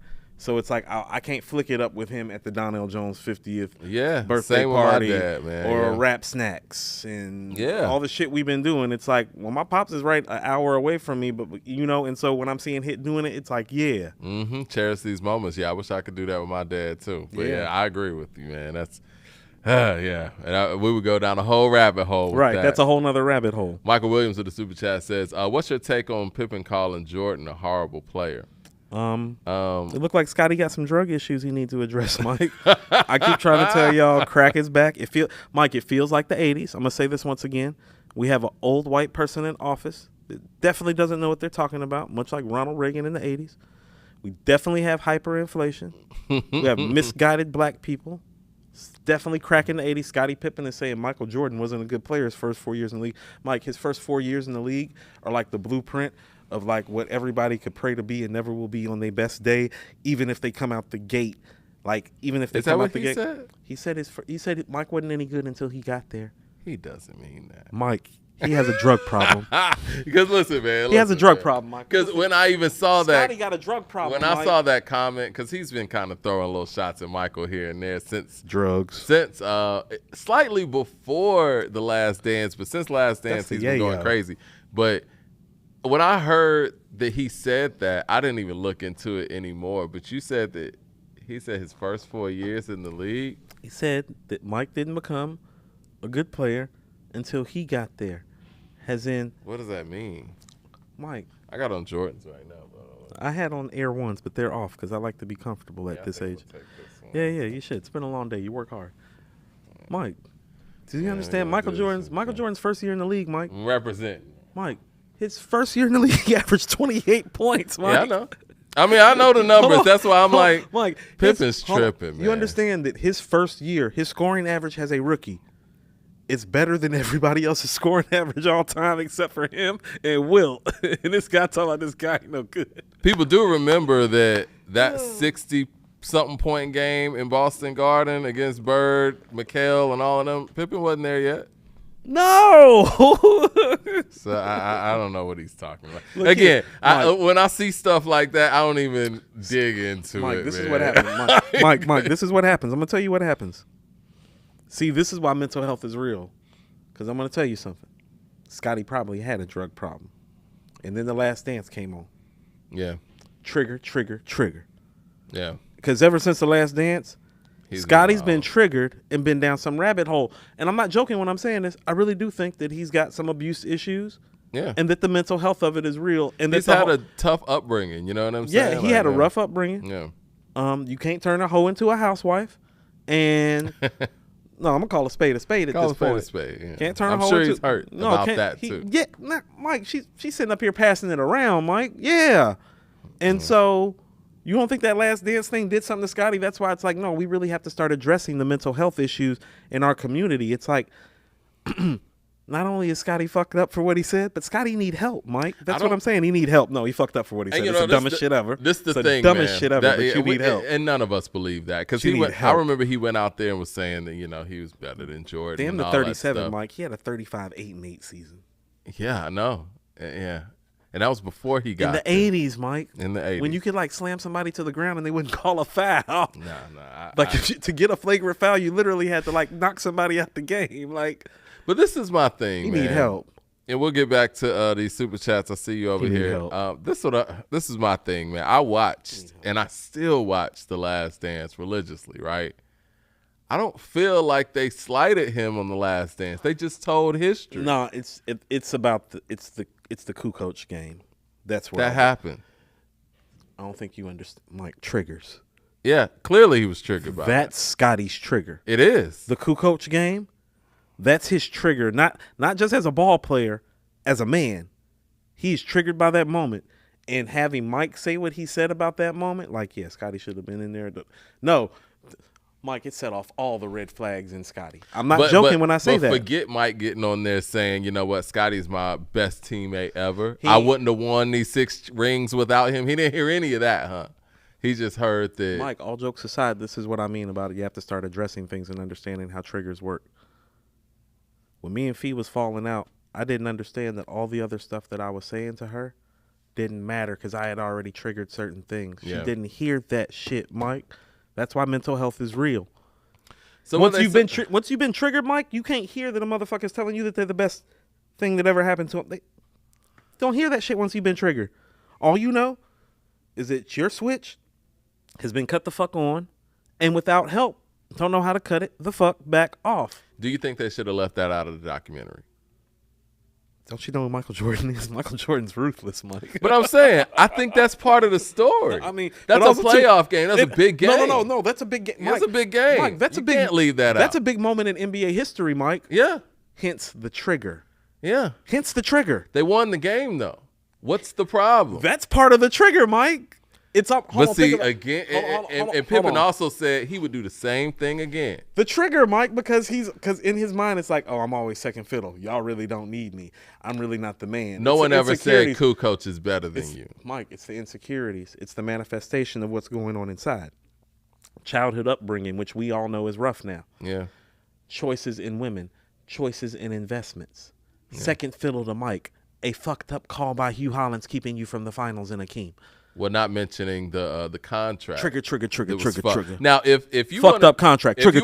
Upset about anything, and you know me, I'm a Michael Jordan guy. I can say that maybe Jordan could have done more to make sure that they did Pippen right when it came to the contract. Now that he could be upset about. No, he shouldn't. They just started doing Mike right those last 2 years when they paying him $30 million. Mike, like, shit, I just got mine. I'm Michael Jordan. What you want me to do for you? I agree with that, but he had super endorsements too, you know what I mean, in ways that Pippen didn't. Now, no one told Pippen to sign that contract, but clearly Michael had some love. He had a relationship with the owner because even when he went and played baseball, Jerry Reinsdorf, I always get them and the GM mixed up. Jerry Krause and Jerry Reinsdorf. Jerry Reinsdorf paid him his regular salary while he was playing baseball because he was playing for the White Sox. Because he owned the White.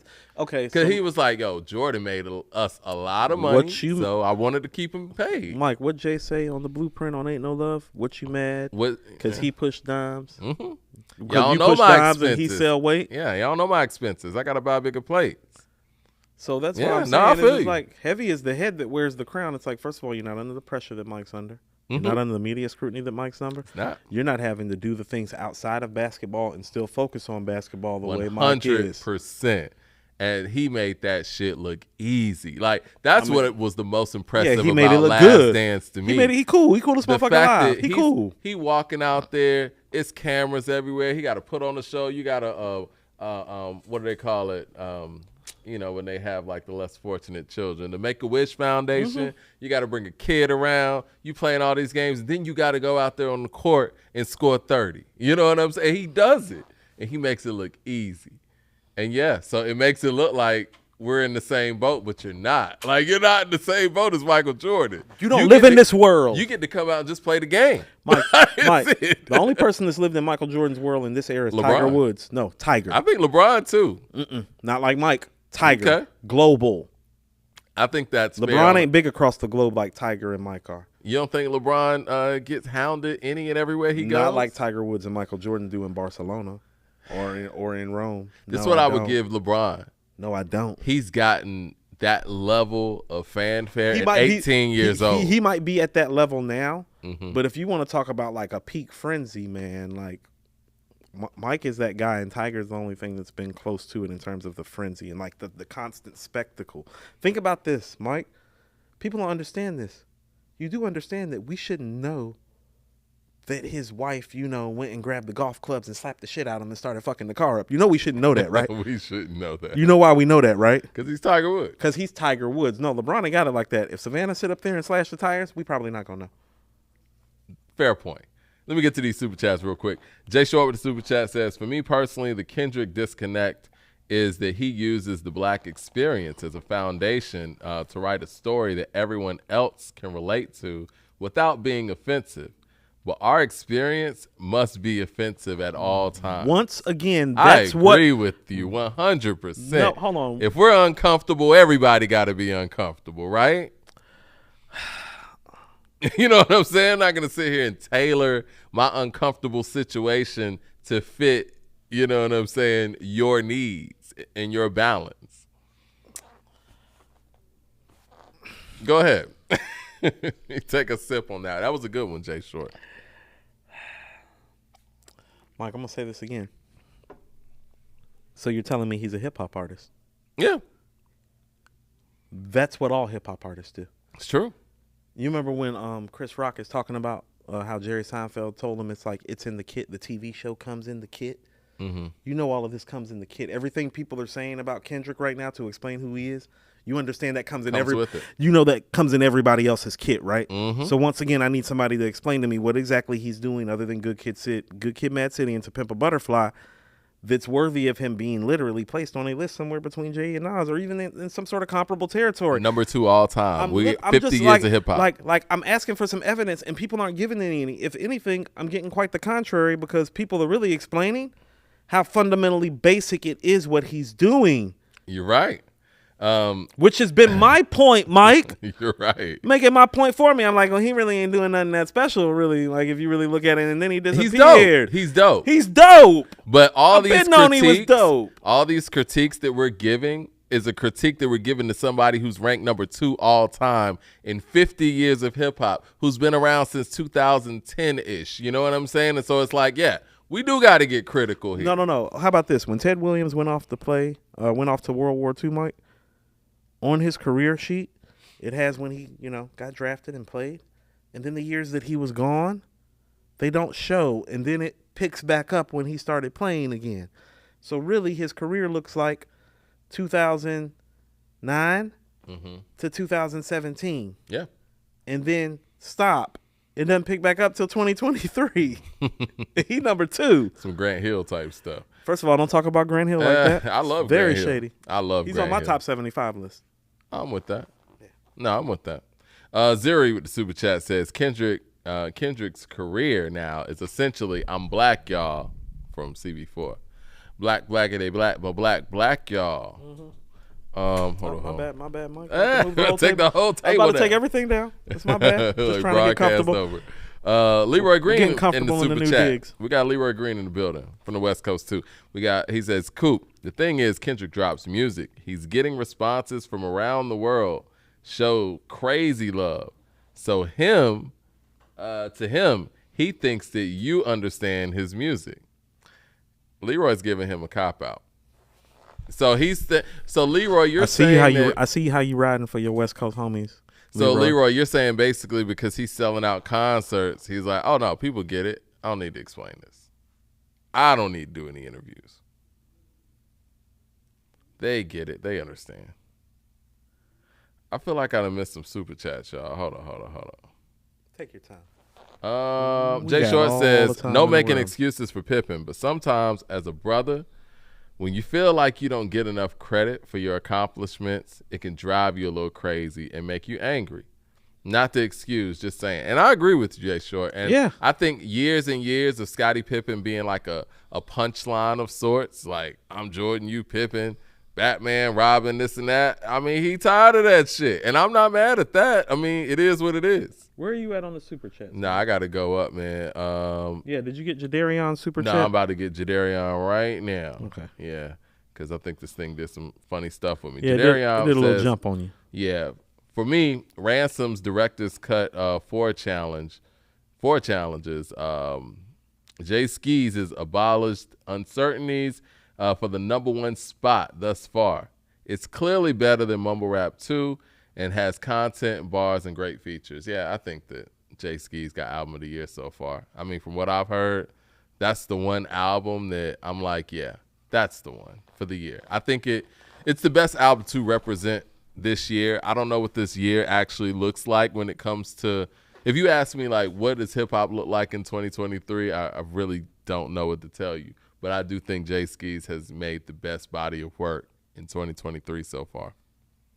I don't even want to gauge this year anymore until like hip hop actually turns 50, because I feel like there's just about a slew of projects that are about to happen.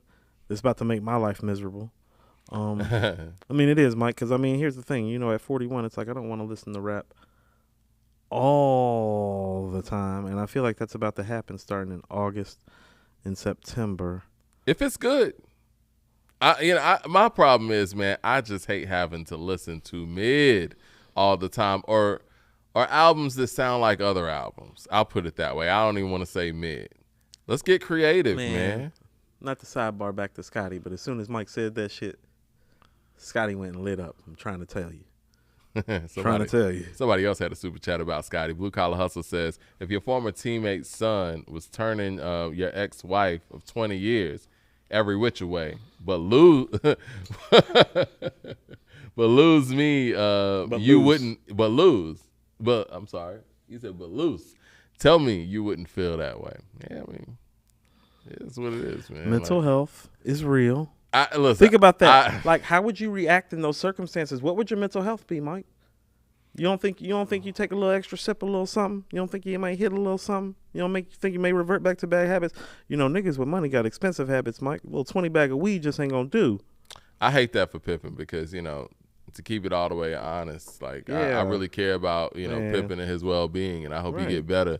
But saying this stuff about Michael Jordan that we all know is untrue, it's not a good look. It makes people think that you're on cocaine. It does, man, because nobody believes any of the stuff you're saying. When you're saying Michael Jordan's not a great player, a good player, or you're better than Michael Jordan and stuff, it's like, why are you saying this stuff? Because no one's sitting there like, you know what, Scotty's right. Now you can say, listen to this. You can say, well, Mike never won anything without me, and that's true. But here's the problem with that.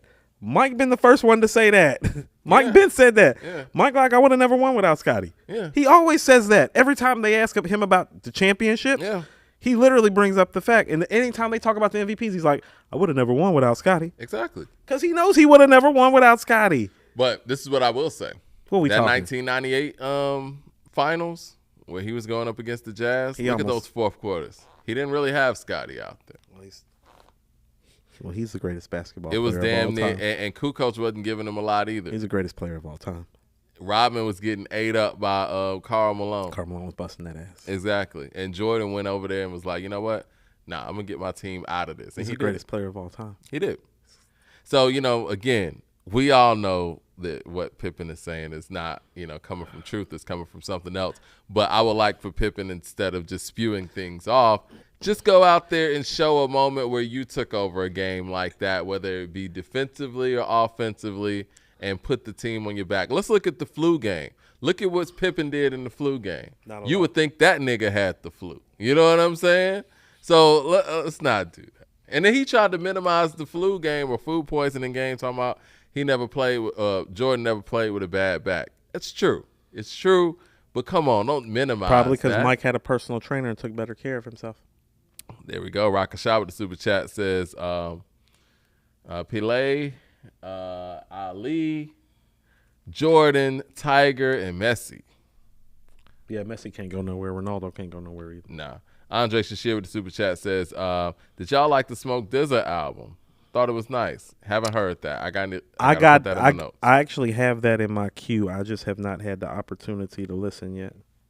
AB Studios with the super chat says, who do you feel about Scotty? How do you feel about Scottie Pippen being salty about the GOAT, Michael Jordan? He probably is on the yacht in Capri, and his son is now clapping the cheeks. Y'all are wild, man. I'm sure that's mental health is real, Mike. That's what I'm saying. I don't want to laugh at that situation because that's terrible. You know what I'm saying? But lashing out on a legend that basically got you your Hall of Fame status and your rings is not the way. Mike, niggas need to get some therapy and talk about their issues, but also what we as black people also have to stop doing is that we got to stop making it in this age like a media attention thing. And some of the media need to do what I'm about to do right now. Nigga, get some help. Yeah, because the media is going to use some help. Banter. That's the thing, man. Damn all that. Get some help. ESPN knows this isn't true. But they're still giving it an outlet like it's a story. And like you said, Just get some help. Nigga, get help. Now. And you know, and I know we don't look at it like this because it's Michael Jordan and Scottie Pippen, but it's still another brother tearing down another brother. You know what I'm saying? Are they gonna sit there and let somebody talk that shit about Babe Ruth? I doubt it. Mike, every time you talk about Babe Ruth, 10 white people pop up out of nowhere. Because Barry Bonds is the greatest baseball player of all time. Mike, there are probably 5 white people outside the door right now. You're not allowed to say Barry Bonds either. Man, I said that in the grocery store the other day. I got dirty looks.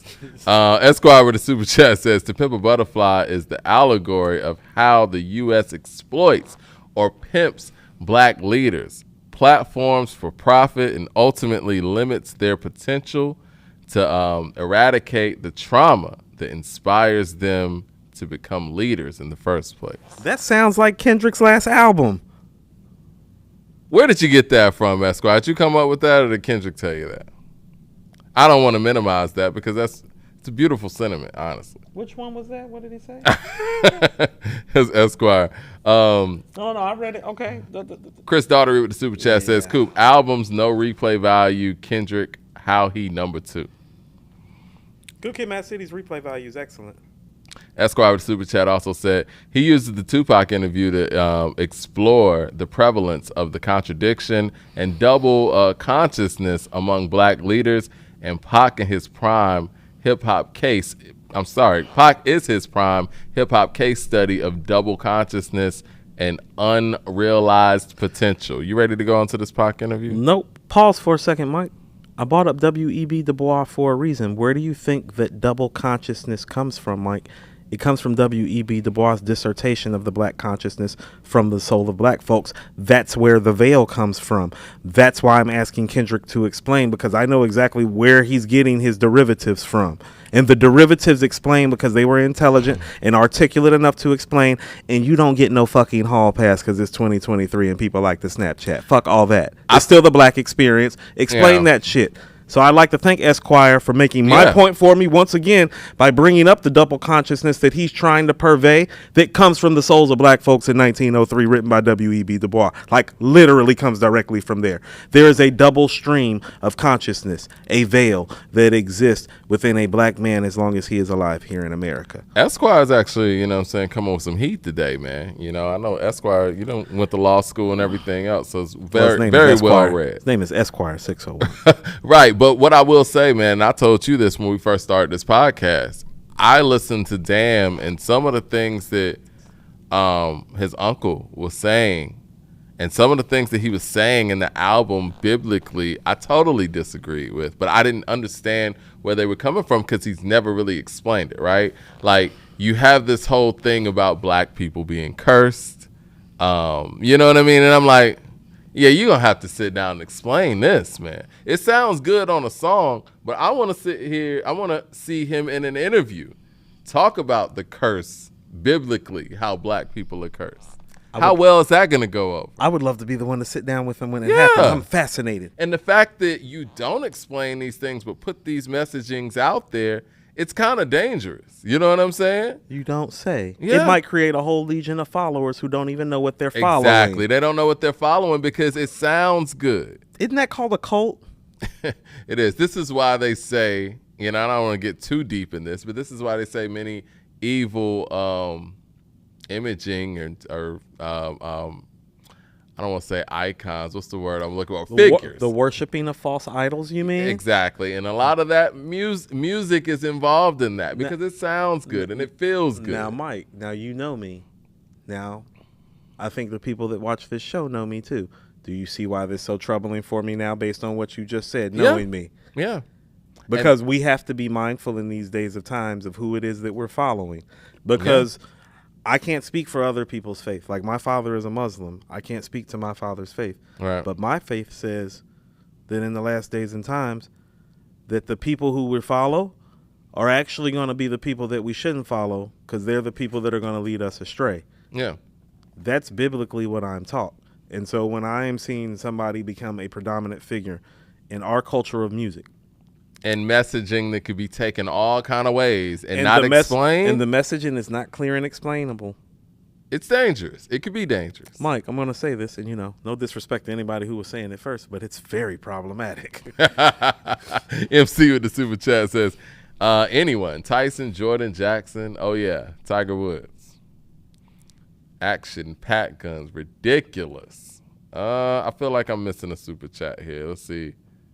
Jay Short says, this is what I mean. The Bulls were down 0-2 to the Knicks in '93. Oh, Lord. Mike went 3 for 18. This is going to Atlantic City. Mike went 3 for 18 after a night in Atlantic City, yeah. but Pippen saved them in Game 3 from the sweep. But people would act like that never happened. And you know what? They should have highlighted that in Last Dance. I will give you that. And I think maybe that's Pippen's gripe, where it's like some of the things that he did do weren't highlighted as much. It's not really about Scott. It's not about Scottie Pippen, though. It's about Michael Jordan. You do understand that, right? We all understand. Now, why would Michael Jordan do that to Michael Jordan? Didn't Didn't I just get done saying Michael Jordan is ruthless? What part of that do people not understand? Yeah. Michael Jordan is ruthless. I told Mike, I've met him twice. He talked the way a ruthless man talks. He's a winner. He talks the way a ruthless man talks. Yeah. I told you the second time he rolled up on me, Armand, do you remember what I drink? I was like, it was like, nigga, you Michael Jordan. Of course, nigga, I remember what you drink. I was like, what kind of gangster shit is this nigga's doing to me today? Like, of course, I remember what you drink. I want you to understand, he walking in casually, Mike. It's the middle of the afternoon. It's like 5:15. I was like, this motherfucker. I was like, what the fuck? I was like, this nigga just. I mean, what's a day in the life of Michael Jordan like? Like, do whatever you want. Stroll up in here, pull up on Coop right quick. I was like, yo, this nigga wild. Zuri with the super chat says, a bit off topic. When would you guys say that Ice Cube falls off or becomes washed? I've seen folks say that Lethal Injection album right after the first West Side Connection album. What do you think? I think we talked about this. Yeah. We talked about this. It was the War and Peace album, and it was the Peace disc where we said that, okay, he's kind of sitting down a little bit. Now, obviously, he was mixing his time with film and music. But I don't think he fell all the way off. Like, pushing rhymes like, wait, that shit was hot. You know what I'm saying? Even when he had Hello that was on the War disc, right? Mm-hmm. Yeah, he had shit. So, I mean, how about this? If I think, and here's where I think Biggie and Pac contributed to this. I think people forget this. Like, Biggie and Pac's passing made us kind of like gloss over some careers that maybe were on the verge of getting glamorized and notarized more. And I think Ice Cube is one of those people lost in the shuffle. So when you're saying Ice Cube's washed, well, it's like, is War and Peace death certificate in fucking America's most? It's like, no.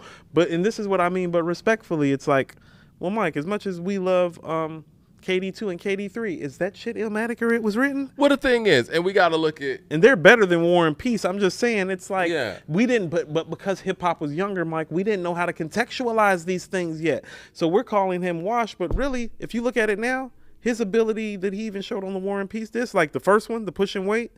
Yeah, it's like, no, that would be solid for somebody that's 10 years in the game now to make an album like that, especially with his catalog, Mike. But it's the thing, man. For him to make Death Certificate, it takes, other legends that came before him taking a back seat. Rakim's not Rakim from the 80s anymore at that point, even though he's a supreme lyricist. But he's not making, Follow the Leader or Paid in Full. Kane's not making Long Live the Kane. Criminal Minded's not out there. And so when he's making what he's making in 98, DMX is able to come in. You know what I'm saying? It works like that. You're not totally making washed music, but you're also not making Death Certificate in 98 either. Right. You know what I'm saying? I think we got a huge super chat in here. Hold on 1 second. Somebody just texted me. It's James Smith. Mm-hmm. James said he sent 2 super chats an hour ago, but he believes they were skipped. Said one of his messages said the album Damn was about black Israelites and duality, and the other said Nas was asked on KD3, is he God body or do you praise Allah, and rocking crosses on his change, but didn't divulge after he said that. Why should K Dot? You want to address that? And yeah, if anybody else, if we missed your super chat, please let us know, because we're working on a new system, obviously. The first thing, okay, so one of my messages said the album Damn was about the black Israelites and duality.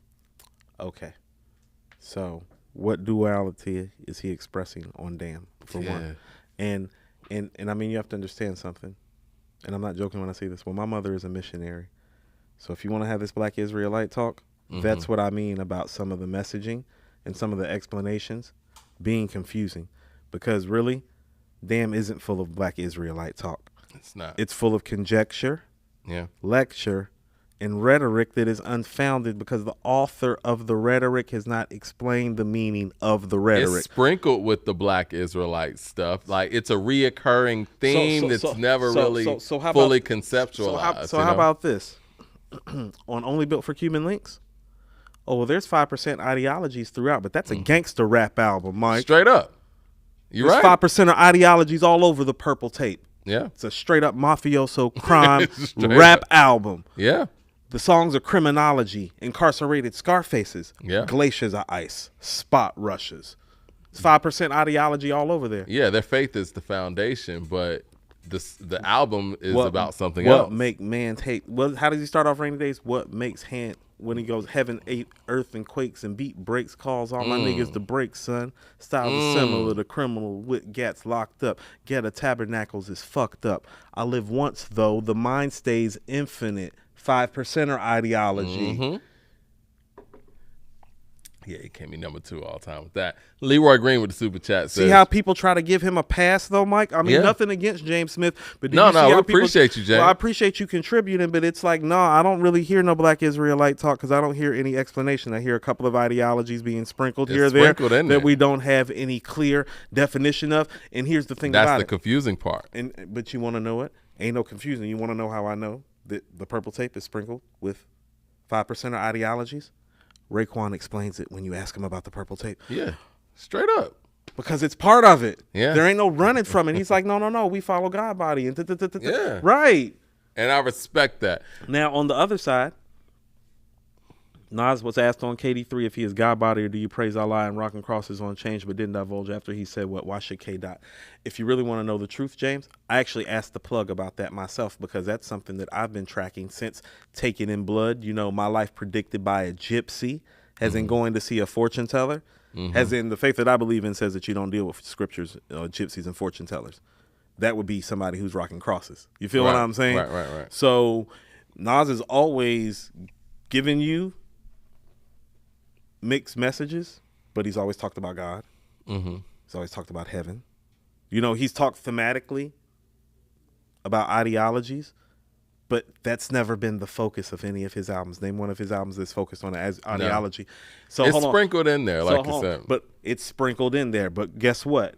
When we ask somebody what Damn is about, what do they say? It's about the Black Israelites. Now, name one Nas album that you're saying is about a specific region or section of Black people in a religious dynamic. To even be making the comparison. You see how people even try to make the comparison and it shouldn't be? Because it's like the truth of the matter is, much like the Purple Tape is sprinkled with fucking 5%er ideologies and it's a fucking gangster album. Well, hate to be the one to break it, y'all. Most of Nas's albums are gangster albums. Sprinkled with knowledge and upliftment. And 5% are ideologies, Mike, and mixed religious messages. Like he's literally been doing it since it was written. And this is why people were mad when Melly Mel went out there and said your favorite rappers is just talking shit. He's right though. And that's not disrespecting the lyricism and the messaging. It's just the experience, you know what I mean? Like you're popping off. Now, here's the thing about it, and this is what I mean. No, Nas has been consistent even with some of the talk. Like if you go look, what does he say on Live from the Bridge? My life predicted by fortune tellers, AKs, Berettas. So that's the same time around as Taken in Blood. So he's letting you know around that time that he was dabbling in something. Yeah. So he is explaining that he's dabbling in it though, Mike, because you're hearing it come out of his mouth repeatedly if you actually follow. My life predicted by a gypsy. I one day walk in the shots, drop off champagne from Sicily. Yeah. This be the drama. Yeah. Right. A year later on The Professional Tart 2, my life predicted by fortune tellers. No, he's being very clear and telling you he went to see a fortune teller. Yeah. Is he not? Yeah. Is Kendrick Lamar doing that? It's so when you're saying, is it okay for Nas to do these things? It's like, well, it's not up for me to judge him on that level of that, but I know he's explaining exactly what he's doing when he's doing it. Yeah. He's actually explaining it. Go figure, right? Go figure. Leroy Green with the $20 super chat showing love. He says, I really hope you guys and that crowd. I'm sorry. I hope you guys in this crowd really does support the unapologetically black music, because dropping some real hieroglyphics is gonna come with a lot of backlash. P.S. I got a lot of rhymes about Nas bust from I Am in the Dutch Museum. I mean, listen, this is the thing though. What is Kendrick's whole image based on? Kendrick's whole image is based on the black experience, right? So let's not sit here and talk about the backlash of being unapologetically black. You're dealing with the fortunes that come with that black righteous talk, right? So you can only take it so far. He literally is being treated like deity-like by this generation. Do y'all think, I want to ask Leroy this, do you think that Tupac was unapologetically black? And what kind of backlash you think he received from that in the media? Well, now we need to get into the interview. Because in the interview, he actually breaks some of that down and why his viewpoint is different about it. Because he talks about, he's like, no, I'm not out to save all black people. I'm out to save my tribe. Yeah, he was at first, and then he changed. And here's what I'll tell you, Mike. Well, that's biblical. That's what I mean. Is it's like, well, no, that's consistent when Tupac's talking about heaven and hell and God, and it's like the path. And see how he talks about tribe, Mike. Yep. Even when he's saying tribe, I'm like, well, that's the same, Mike. When I say like and subscribe to the tribe, well, that's a part of me that reads the Bible, Mike, because it's like it talks about the tribes. So when Tupac is even using the verbiage of tribe, it's like, oh, he reads like the word. Exactly. Like and subscribe, by the way. To the tribe, by the way. Yeah. Mad Max of the Super Chat says, we talking about Game 3, and it was mentioned in The Last Dance. Scotty just needs to man up. Scotty got issues. Scotty got issues. That's what I'm saying. Scotty don't need to man up. Scotty need to get help. You know what I'm saying? Let's see. I think this thing is skipping around for me. My bad, dude. Okay, cool. Here we are right here. I need to get used to this. Zori with the Super Chat says, personally, I think the Ice Cube loses a step when he becomes the Don Mecca. Super gangster image in 1999, and he still has notable songs after this. Yeah, I mean, even his fall off isn't a fall off a cliff. No, it's like this. It's like, how about this? You go from being, like, let's say, two-time MVP, 1 or 2-time MVP, you know, to being an all-NBA player, to being an all-star. And, you know, after about year number 12, it's like you just become like a specialty role player, like Gary Payton, Alonzo Mourning with the Miami Heat. Right. It's like they were still good, Mike. Yeah. Like Alonzo and Gary Payton, like the Miami Heat wouldn't have won that 2006 championship without them. Like Shaq needed that. Him. Yeah. Shaq needed somebody to spot him at that stage in his career, like with really solid minutes at a high level. Somebody needed to run the offense other than Dwayne Wade and Jason Williams, who actually knew how to run offense, Gary Payton. Exactly. No. Those things are essential. So it's like there's nothing wrong with becoming that player. It's like they had their Hall of Fame moments. Oh, Mike, Paul George, all NBA 5 times. We're going to do the Paul George. Now, he's on. Now, here's the fair part. 4 of those times is third team. So he's always been a 10 to 15 player. He's made first team 1 time, though. And to be honest with you, that first time, that one time he made it, I don't think he should have beat Kevin Durant or LeBron James out. They had Kawhi Leonard and he's Paul in a George. tough position. They had Kawhi Leonard and Paul George ahead of Kevin Durant and LeBron James in their prime on the first team. Sounds like they were trying to trade. They were just trying to do something different. Inclusion. Right. BCMD with the It's like we tired of putting KD and LeBron number 1 every year at this position. Right. Because this ain't going to change. BCMD with the Super Chat says, Mike, I need you to finish that drink, bro. Yeah, it's going to happen. I'm sipping right now. Mad Max of the Super Chat says, I mean, Black Israelite talk been done by Killer Priest and AZ. HGD Bible is Liquid Swords. And pieces of the black man, even Nas dabbled in the Israelite talk. Yes. Yeah.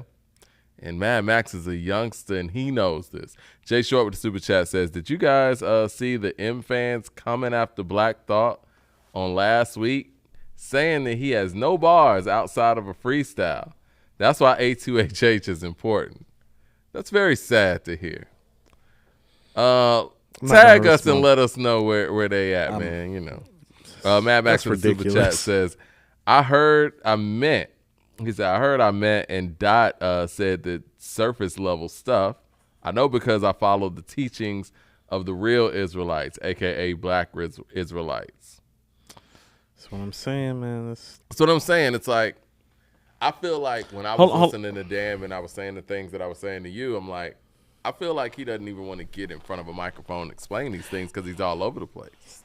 I don't know if he knows what he's talking about. I don't think he know, Mike. I don't know. Because here's what I was about to say. Mad Max, you know, I mean, and you know, we have good banter and back and forth, and I throw shade at you like lovingly, but I would ask you, you know what I'm saying, and you can just send us like a 1 cent super chat if you would do so we can put you up on the screen again. But explain to me exactly, you know, you as a young man, especially a younger man coming from your generation, because I believe that you're younger than Kendrick, what it actually is to be a black Israelite, and tell me if Kendrick fits the definition of it for you. AB Studios with the super chat says, honestly, how do you feel about Tim on the podcast saying that R. Kelly, the king of R&B, knowing his past with Aaliyah?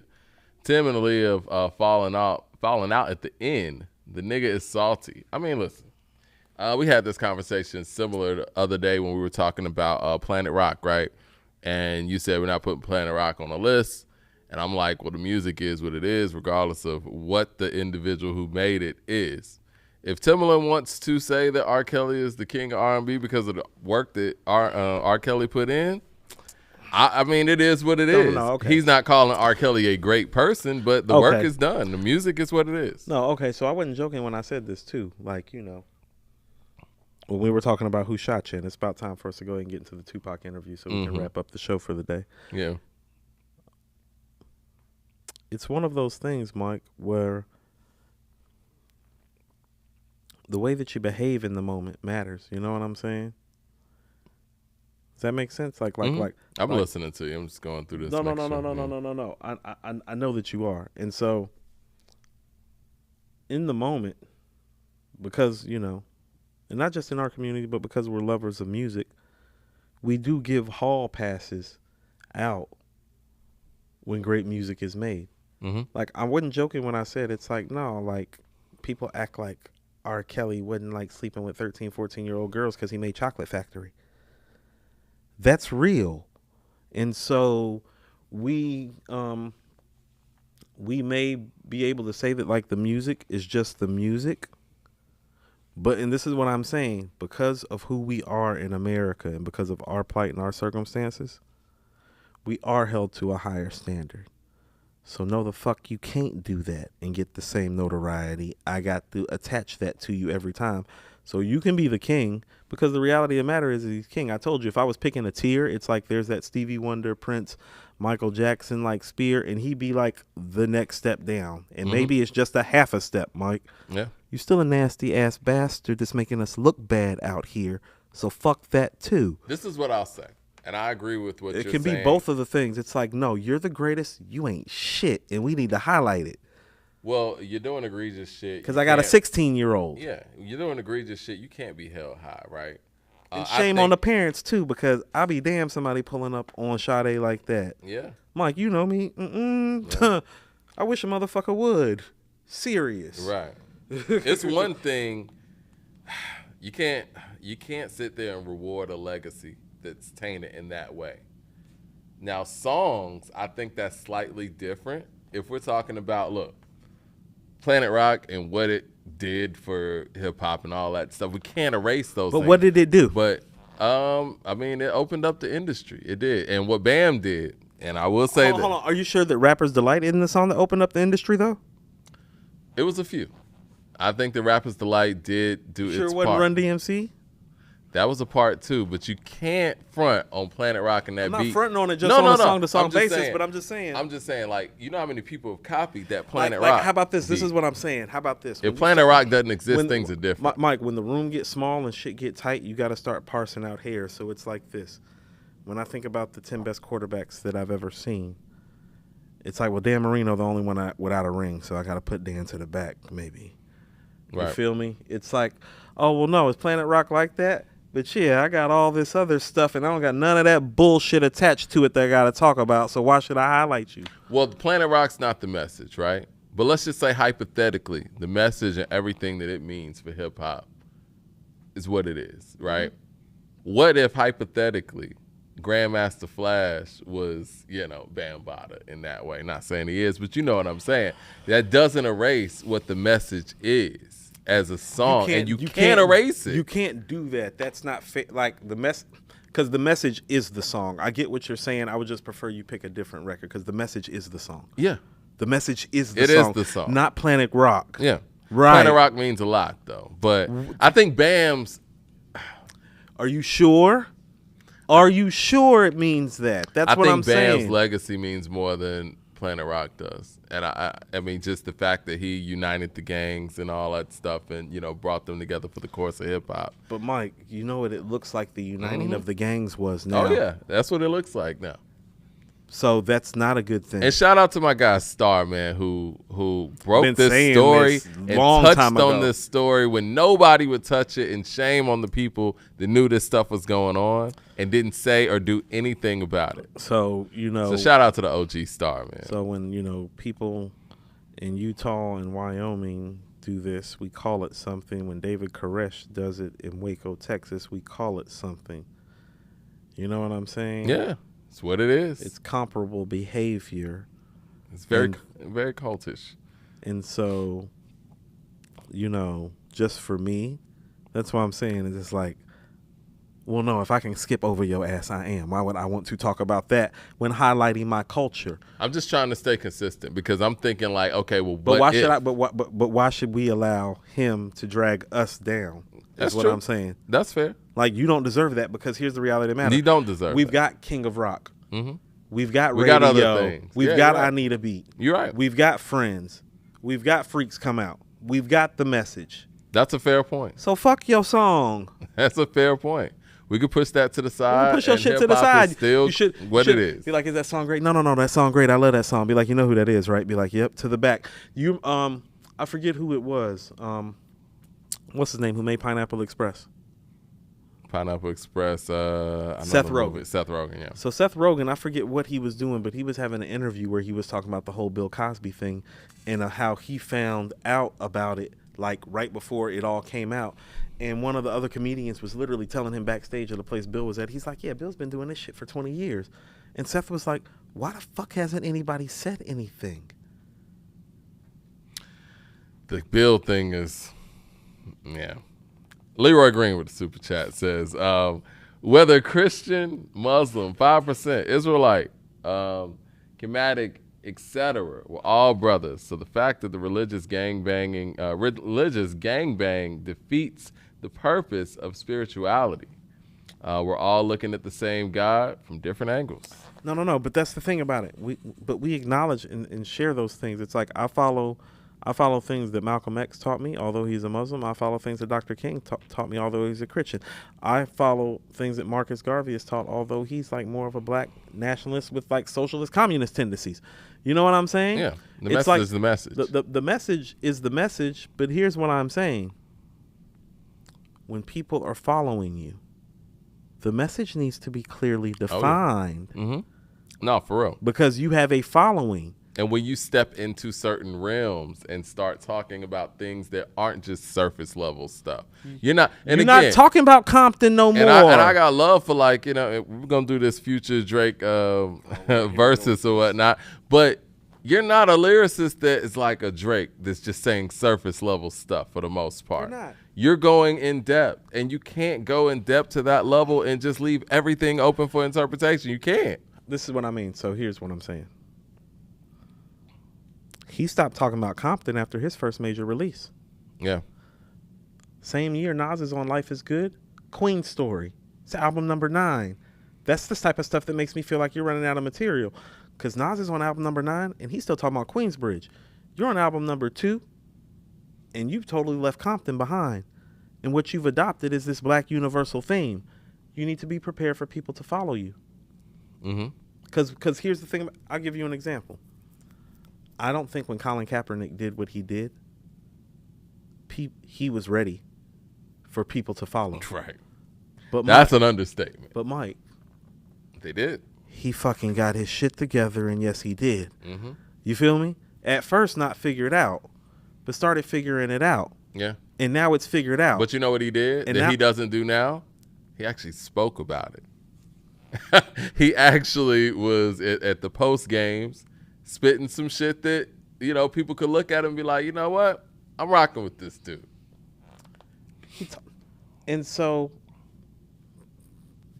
This is in our time that happened with Cap, right? Mm-hmm. Why is it that somebody like Cap, like much like Kendrick, not formally educated on too many levels due to profession, like went to college, didn't finish. All right. If you hear Colin Kaepernick speak, he's not what you would call a classic orator. He's not fucking Obama or Bill Clinton or Ronald Reagan at the microphone speaking. You know what I'm saying? Right. He's not that guy. But somehow, some way, because he, took a stance and said some things and actually chose to stand behind. No, chose to stand behind them instead of running, Mike. That's what I'm saying. Because when you don't stand behind the things that you say, or at least explain them, it looks like you're running. I mean, sometimes it's just better to say, man, that was that pineapple kush that we smoked that night. Shit, that's what LL Cool J said when they asked him about pink cookies in a plastic bag. He was like, yeah, man, I was high, man. Like when back to Glove, more Glove talk, Mike. Glove all year round. Best interview ever, maybe. Look, when Glove's like, no. He's like, whatever we did when we made, he's like, no. He's like, I want that whole thing all over again. He's like, call those girls. It's called the same weed, man. What was we drinking on that night? Recreate the whole scene. Recreate the whole thing. Yeah. Jay Short with the super chat says, did Cube need to explain bird in the hand or fuck the police or I'm down with Khalid Muhammad? Requires no clarification. Yeah, it's straightforward. Mm-hmm. It's straightforward. Mad Back to the super chat says, Black Israelites is just the chosen people mentioned in the Bible based off of race and belief. Dot only fits race. The man sporting a tiara. I think he used to talk that to make himself some master Yoda figure. You see how Mad Max talking? Mm-hmm. You see how Mad Max talking about him? Hold on, read that again, Mike. He said, Black Israelites is just the chosen people mentioned in the Bible based off of race and belief. Dot only fits race. The man sporting a tiara, I think he used that talk to make himself some master Yoda figure. But I'm shady. I mean, he was wearing a crown of thorns, man. He was wearing a crown of thorns. He was doing that. Okay, so this is what I'm saying. When you're talking Black Israelite talk, hold on, Mike. All jokes aside, when you're having Black Israelite talk, this is what I'm saying. You want to have the talk? Let's have the talk. It's the 12 tribes. Okay, it's 144,000 chosen. Mm-hmm. And to be a Black Israelite means that you believe that you're part of one of those 12 tribes.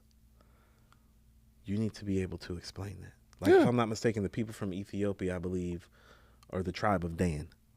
Like, I've actually watched videos on this stuff, Mike, and I've actually read about stuff like this because I actually follow it. Like, I'm a Christian, but I almost was a Muslim once. Almost actually converted to the Nation of Islam when I was a younger man. But I've read everything, Mike. I've read Hindu works, read Buddhist works, 5% ideologies, thorough on those, apocryphal texts, like you name it. You know what I'm saying? Apocrypha, man. Yeah. Lost books. Yeah, the lost books. Now, I'm just saying to say all that is that clarify what your positioning is when you're talking about these things, when you're pulling from. If you're having Black Israelite talk, where you're talking about being part of one of the 12 tribes, well, since you have a following, what tribe? And how do you know? Or are you just talking? Do you understand what I'm saying? As Melly Mel said, talking shit. Do you even know the names of the 12 tribes? Do you know what the origins of the 12 tribes come from? And do you know that has a Black Israelite, like what that means to have a following and to claim these things? I got you an get idea. What I'm saying? I got an idea. Like, do you really know what it means? Because there are people out here in the world who really take that shit seriously, Mike. I have an idea, and I think it would be a compelling interview. I think that Kyrie Irving needs to interview Kendrick Lamar. Mike, we'll never get a straight answer about anything. I mean, but they can just have a discussion so we can at least see where the mindset is. You know what I'm saying? And get some level of some clarification along the way. I think that would be a very interesting piece if Kyrie and Kendrick sat down at a table like you and I are talking right now for like 2 hours and talked about this stuff. I think that is some of the wildest shit you have ever said, Mike. I think it would be very informative. No. You don't know who you're dealing with, Mike. Give these niggas a script. We're performing a Nike commercial. You rap, you shoot. Oh, not shut up and dribble. Not shut up and dribble. No. We're not putting them two niggas together to have any conversation. But what are we going to find out, Mike? What are we going to find out putting those two people together? Their journey. Nobody wants to hear that. Their journey. Nobody wants to hear that. Zuri with the super chat Nobody says, want to hear that. in total, who had the stronger rap career, LL or Ice Cube? I'm going to say Ice Cube. I'm going to say Ice Cube. In the 90s, I would have told you LL. In the early 2000s, I probably would have told you LL as well. But just based on where we are now, 2023, and Mount Westmore, I'm going Cube. I always thought Ice Cube was better than LL, though. That was just like... Well, he had more depth. And he did everything. Well, his albums were better. It's just like America's Most and Death Certificate are just far and beyond anything LL did. So it's just like I always had Ice Cube higher than L just off the first. Not like that over Cube. If that's what I mean. If you really like look at it though, go look at like the songs that Cube has like really been like a part of, and then think about the stuff that he wrote for Easy, and it's like, well, he don't got them as much as you think he got them. That's true. Think about the NWA and the Easy stuff that he wrote. I forgot about the stuff that he's So writing. how much bigger? I mean, he wrote Boys in the Hood. It's like, no, that's about as big as anything L made in the 80s. I mean, how about this? Does You're L right. have a song that he wrote in the 80s bigger than Boys in the Hood today that's held? Because Jinglin' Baby would be the record that I would think. I would say Rock the Bells would be the Rock one. the Bells? Yeah, You think Rock the Bells better than Boys in the Hood? I do. Okay. No. I would Not agree. by a whole lot. I would I agree do. with you, not by a whole lot, but that's why I'm saying, Yeah. like, that's Ice Cube. Boys in the Hood's hard, though. But that's Ice Cube before the solo career, Mike. Yeah. Man, Max with the super chat says, Israelite to answer the question, though, is if the bloodline who follows the principles faithfully, who does his best to serve the Most High. Let me read that again. Mad Max says, Israelite to answer the question, though, is if the bloodline who follows the principles faithfully, who does the best to serve the Most High. Gary Pierce with the super chat says, sorry, Luther Vandross is the king of R&B, not R. Kelly. Add Marvin Gaye to the top tier. Now, if we're talking about all time, man, to me, Marvin Gaye is the king of R&B. And my rationale behind that is because people like Stevie, I would say Prince, and even Michael, they kind of expand themselves with their growth as artists in that genre because they're R&B to the root. But Marvin never shied away from R&B. He continued to be an R&B artist through and through. The bigger and bigger he got, he was always an R&B artist. I love Marvin, but here's what always been my only thing with Marvin, and we can still have him in the top tier regardless of this. What is his career, if you weren't there, look like without what's going on?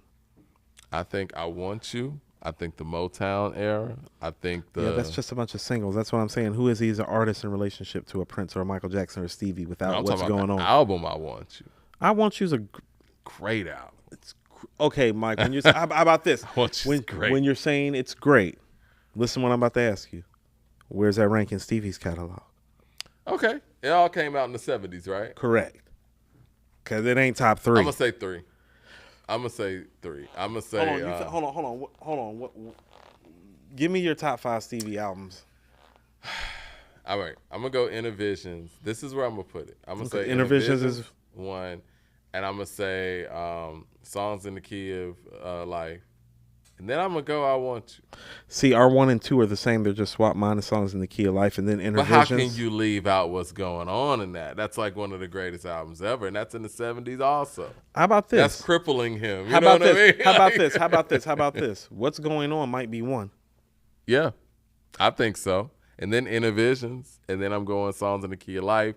Then I'm going to go I Want You, then maybe Talking Book after that. See, I don't think I Want You's better than Talking Book. You don't? Okay. I don't think I want to go listen to both of those back to back. I don't think it's better than Talking Book. What's the other one? The Fullness Finale. I love that one. Now that's a personal favorite, but I mean, in the end, like I Want love You, that I Want album. You is bigger, but in the end, it's not better than that album, in my opinion. now you know what? If you have that opinion, I'm okay with that. I got that one on vinyl too. Yeah. Fullness Finale is my shit.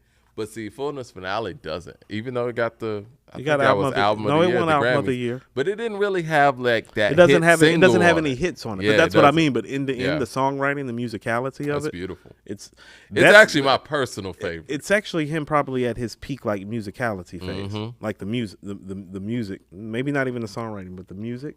So yeah, Talking Book, Intervision, Songs in the Key of Life, easy. Like What over an I Want You. incredible decade for Yeah. Stevie.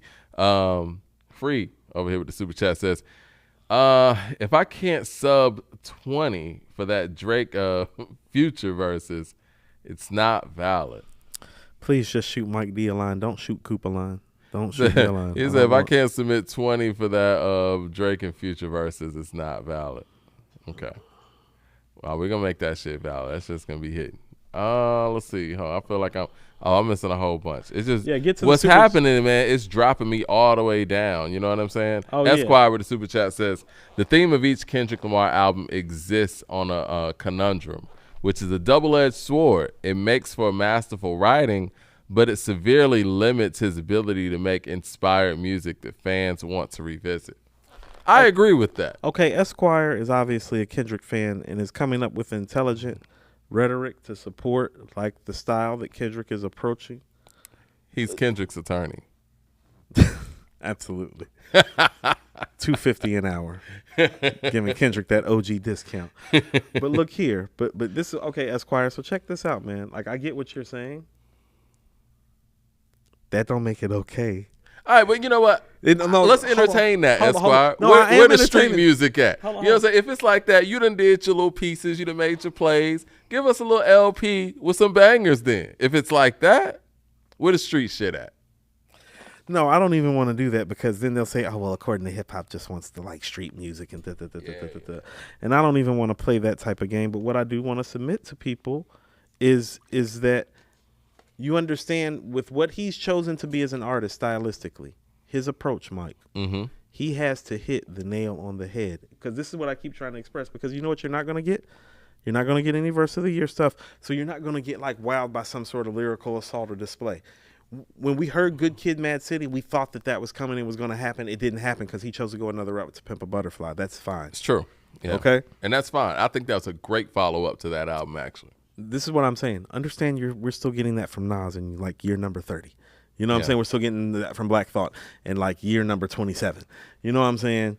Like, Black Thought's kind of rejuvenated though. It's like he has. He been rapping his whole damn life. Mike. He has. Yeah. And so when you're watching guys perform like this, and he's considered to be in the stratosphere with these guys, understand that you're not getting that. And we keep going back to this. Well, what you're getting is the creative genius that is the album. Okay? Right. So today, the Hillbilly thing is more evidence that it's like, yeah, that's definitely not the guy that you just go to for a song. Like, Mike, there was a time where even when Wayne wasn't making great albums, but he was still at his peak, he would just drop a song sometime and you'd be like, wow. Mm-hmm. When does Kendrick do that? I mean, fuck a verse of the year. What's a song of the year? Because any of the greats, you could sit there and say, you know what? They got a song of the year for each year where they were like at their height. The closest he has to that is Bitch Don't Kill My Vibe. I was actually thinking Loyalty might be the closest thing to it, Mike. Loyalty was nice. Like, it was big enough because of Ree. You know what I'm saying? But, you know, Goosebumps was out that year, too. And which he messed up, by the way. And Travis could have definitely did Goosebumps without Kendrick. Could have done a lot of stuff without Kendrick. That's Mad one Max, of the few features he got. Right. Mad Max with the super chat says, I follow the Israelites' teachings because they spoke to me, but I also listen to the 5% and other just to gain knowledge. My friends call me a God body guy like Wu-Tang members because how I move. Well, shout out to Mad Max. I didn't even know Mad Max. We had no idea, Mad Max. Had no idea. That's why he says what he says about Kendrick. It makes sense. But you take it a different way, as you should. You got knowledge yourself. Definitely. Zuri with the super chat says, also, props to you guys for the DJ Clark Kent convo. You guys kept it respectful, but very honest about a lot of stuff. People from the bad boy side won't bring up to excuse their part in the beef. Yeah, man, people are throwing stones and hiding their hands, man, and that shit's, listen, if you want to do that in your personal life and all that, it's whatever, but you're messing and tampering with hip-hop history and the legacies of one of our greatest, if not our greatest, artists. There appears to be a point to stay on message about not relaying the message of what really happened. Yeah, man. And that's really just it. And at the end of the day, that's just it. And I think with that, we can kind of get into the Tupac interview. Well, let's talk about this Tupac interview. You know, somebody, I'm going to find the person real quick, man, but they sent us the actual final interview of Tupac, and we've heard it before. Right. But, you know, we wanted to kind of revisit it because I sent it to Coop. We listened to it, with fresh ears after our conversation that we had about the Clark Kent thing. And, yeah, man, Tupac was dropping a lot of knowledge on this one. This is the Tupac last interview, Thug Immortal. And the interview was released, I want to say, in 98, right? I think Vibe magazine actually put that interview out after Tupac was no longer with us. He covered everything. And one of the big things that he covered, and this is the reason why it was sent to us in the first place, he covered his feelings on Big. And there's a lot of misconceptions about his feelings on Big. His thing was, and I think this is very imperative, his thing wasn't like, oh, he set me up, blah, blah, blah. His thing was like, look, I get out and I see this person moving around like he's a Don, king of New York, this, that, and the third. You don't even know what's going on in the lobby of the studio you're recording at. And so I don't respect it. And I think that's fair. You know what I'm saying? It's like, listen, I had you open up shows with me. I showed you the game, showed you how to make shit. And, and you can hear it all and Ready to Die or whatever. He was like, listen, you owe me more than that. But it's so much that he covered in this. Let's start right interview. there with that. And that's the first part that I think that we do need to cover in that.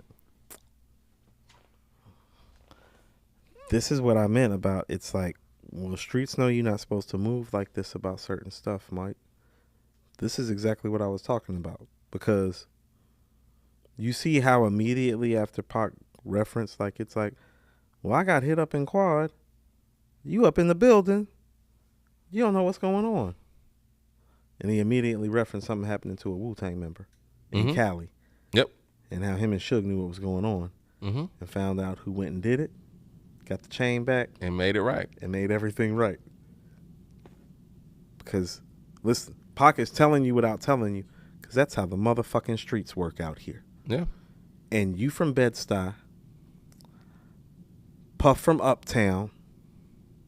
You hear he talking, I done been through all these 5 boroughs. I done lived up here. So he knows how it works. And he knows that y'all know how it works.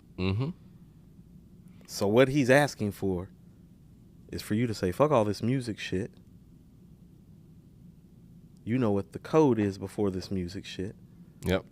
And what he's really alluding to is that, Mike, what kind of relationship he really got with Wu-Tang like that? Pac died in 95, Mike. Right. I mean, 96, right? Just respect. Yeah, 96. 96. Wu-Tang came out in December of 93, Mike. Yeah. He couldn't have been tight with any of them like that outside of meth, maybe. You know what I'm saying? Yeah, it was cool. It was know cool. What I'm saying? Yeah. But something happened in his city. He like, no. I'm going to handle that for you. We got that. Yep. Everything be fine when you come out here. That's the code. Yep.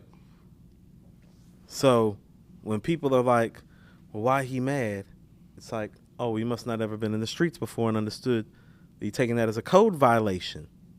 Yeah. He's telling you this is a street code violation. He's not saying you shot me. He's saying when I got shot, you literally did nothing about it.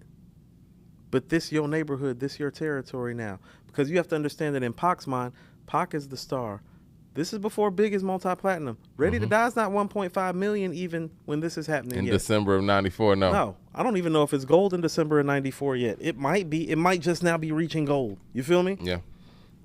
And so Pac's already been platinum multiple times. He's already been in multiple movies that have sold and grossed millions of dollars. He's a movie star. He's a rap star. Pac's a big, big deal. Big's an up-and-coming rapper. And so he gets shot. And Mike, we highlighted the timeline. He gets shot. Goes to court, goes to jail. Who shot you gets released. This is in a 6-day span. And he was sent to Rikers and then moved to Clinton, Mike. Yep. So he did go to Rikers first. For 2 weeks, right? He got sent there. Mike, on Valentine's Day, they sent this motherfucker to prison. Right. And so that's what I'm saying. Look at it from his spear. Now he's walking back out. And now and think about this. This is right around the time when he's getting out. This is the prime Big feature run time. Big is literally everywhere. Now, a year ago, when Tupac was going in, he was the man, and while he was in prison, his album went like triple, quadruple platinum. But he's walking out, and the streets is telling him that this dude is the man. And Pac is thinking to himself, This nigga don't even know what's going on in the lobby. he don't know Those what's are going on. Pac's words. He don't know what's going on in the lobby of the building that I'm getting shot in his neighborhood. And then Pac is looking at his resume. He's looking like Above the Rim, Poetic Justice, Juice, Strictly for My Niggas, Me Against the World. Yeah. He got all these platinum and gold you know what I'm saying? Right. And he looking like, this is the dude that I used to let come on stage like when I get tired or like need a breath right quick so people get to know who he was. And he's like, y'all tell him, this the man? And Yeah. so he and some of this is being young, male ego, but he like, y'all got to be fucking joking. You know I'm the fucking man, right? That's where all of that whole, you know. And he's not wrong for thinking that, Mike, because No, he's not. nothing that I'm saying right now, you don't see, you can still love Big, but you got to acknowledge, no, Yeah. it happened like that. My love for Big ain't changed. And anybody thinking that we're trying to be disrespectful to No. to either person's legacy or to their families is totally missing what we're saying. We're just trying to get history correct. Because what we're really just trying to do is give an honest account on record of what actually has been told to us and been told to the best of our knowledge about how it really occurred. Because here's the thing, Pac has the interviews to provide proof to that. We have the trail and the early footage of them to provide a pipeline to this. That's why Bad Boy staying so silent about this looks the way it looks, Mike, because it's like you can piece the whole story together just from Pac's interviews and the timeline of how Big came up and where Pac was. No, you're right. And the fact that, you know, from Pac's vantage point again, for him to say, you know, you ain't a player like that, you ain't getting bitches until you got money. He saw that. He's not just talking shit. Back when I was coming up, I was thinking like, you know, he just hating on Big. But no. It's not. No. How about this? Here's where Pac is wrong for that, Mike. It ain't what you do, it's how you do it. Was that true? Yep. It's the way he said it. Pac got a way of talking, Mike. He's passionate. When you're passionate, I know because I do this, it makes people feel some type of way. So when he's saying that, Mike, it's like he telling the truth, but he talking shit too. Right. Because what he's saying is like, I'm the good looking one. I'm the in shape one. I'm the one the women really want to fuck, not you. So he is talking shit. He is.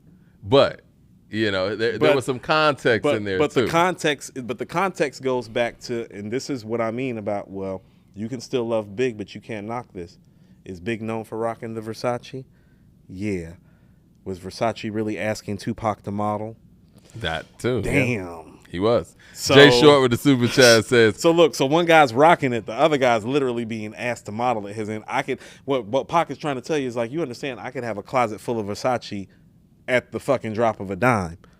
And it's not a problem because this motherfucker, every time he sees me, is asking me to model his shit. As a matter of fact, so it's this motherfucker, because Pac is 5'7", 165, Mike. Right. He's ideal model size and movie star height. Most of the movie stars are just about 5'7", 165, 175, 180, so they can vacillate but still stay in shape and look good. Versace was like, yo, yeah, I'm picking this guy. I'm picking this Jay Short with the super chat says, did I miss the station head, Death Row versus Wu, or did the East Coast Kool-Aid run out? Love y'all. Nah, you ain't missed it. It's coming. Yeah. It's coming. I'm working on that list tonight. Ha. Okay, let me see. I think it's a couple more super chats. 'Cause I know we got to wrap up in a second. We got to see, this thing keeps bringing. I need to figure out another method. I got a man. little leeway. Let me see. Let's see. Jay Short with the super chat says, respectfully, without what's going on, Marvin is Curtis or Bill Withers. That's what I was trying to say. Second I was thinking tier. Al Green. Mm. I was thinking Al Green. Oh, wow, man. No, Zuri with the super chat. We not wild. It's a lot of duets and a lot of hit singles, Mike. Like, I'm going to be honest with you. I heard it through the grapevine. Is epic. Mm-hmm. The Tammy stuff is epic. I Want You is pretty damn great. Mm-hmm. But What's Going On changed his life. Oh, yeah. Zuri with the super chat says, does J. Cole have a more consistent run than Kendrick? Now he does. I wouldn't have said that 5 years ago, but now he does. Leroy Green with the super chat says, love Pac, but had Big been in that lobby, they would have shot him too. Real life isn't necessarily all like the movies, like they say in rhyme. Hold Hold on. That's not true. Yeah, I don't. That's a hit. Here's why that's a hit. If they was just out there to rob some rappers, they would have robbed the first rappers they seen. Didn't Puff, Big, and Season them come through that lobby first? Or maybe, or listen to this. Or was they not big enough and not had enough money yet that they were worth the ones robbing? Maybe Pac was the focal point, because Pac was the only nigga in the building really with money like that, because he was the biggest star in rap at the time. And he was the one with the real jewels and the real diamonds and getting all the girls and the attention, which is exactly where all of this is coming from. Right. You get what I'm saying? No, Why you're is right. people are like, this nigga's crazy. It's like, no, how about he's rich, these other niggas not? There's a lot of jealousy going on. I mean, a lot of the things that he said even in that interview, it's like backed by factual information. Did they not ask him to take off that fancy watch and those chains and diamond earrings? Yeah. That's because he had them. Yeah. He's a movie star. And a rap star. Not being funny. You think Big and Puff had that? Maybe Puff. From what? Because I don't remember that $30 million from Arista coming in until after the fact, yeah, Until- because they were still ground floor in '94. this is not. They hadn't that's- even, that's like you what I said, mean. gone platinum at that That's point. what I'm saying. This is '94. This ain't '97. Frank Rizzo with the super chat says, "Did Big have anything to lose if he helps Pac? Maybe someone convinced Big to not help Pac. Listen, I don't think he was asking for help. He like, just being a real person. I've been about it. helping y'all out. Right. I've been helping y'all situation out. I've been giving you clothes. I've been giving you money. I've been bringing you up on stage. I've been shouting you out. Somebody shot me. He looking at, think about who Pac was. I let you sleep in my crib. Think about who Pac was. He loves his community. He like, I showed you love. I get shot. That's why I was telling you, Mike, it's like, oh, you can't come see me? You're not going to try to find out? It ain't that they had to do anything. When they didn't do anything, it made Pac look at them certain type of way as men. Yeah. And that's why it's like, and I didn't realize this, and I wrote this down. All Eyes on Me is him showing people where Big got his style from. I didn't realize it until I listened to the interview today. Because All Eyes on Me is so different than everything before that he made if you listen to it stylistically. And you see what happened after All Eyes on Me. Big went and did a double disc too. In true fashion, but right? Listen. But listen to what I'm saying.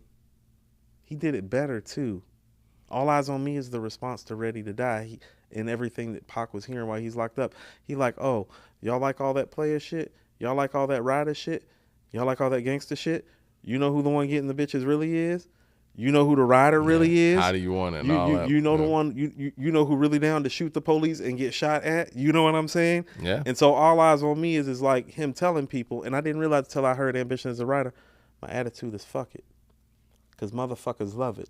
He's saying that not about him, but because he's watching how they're loving it.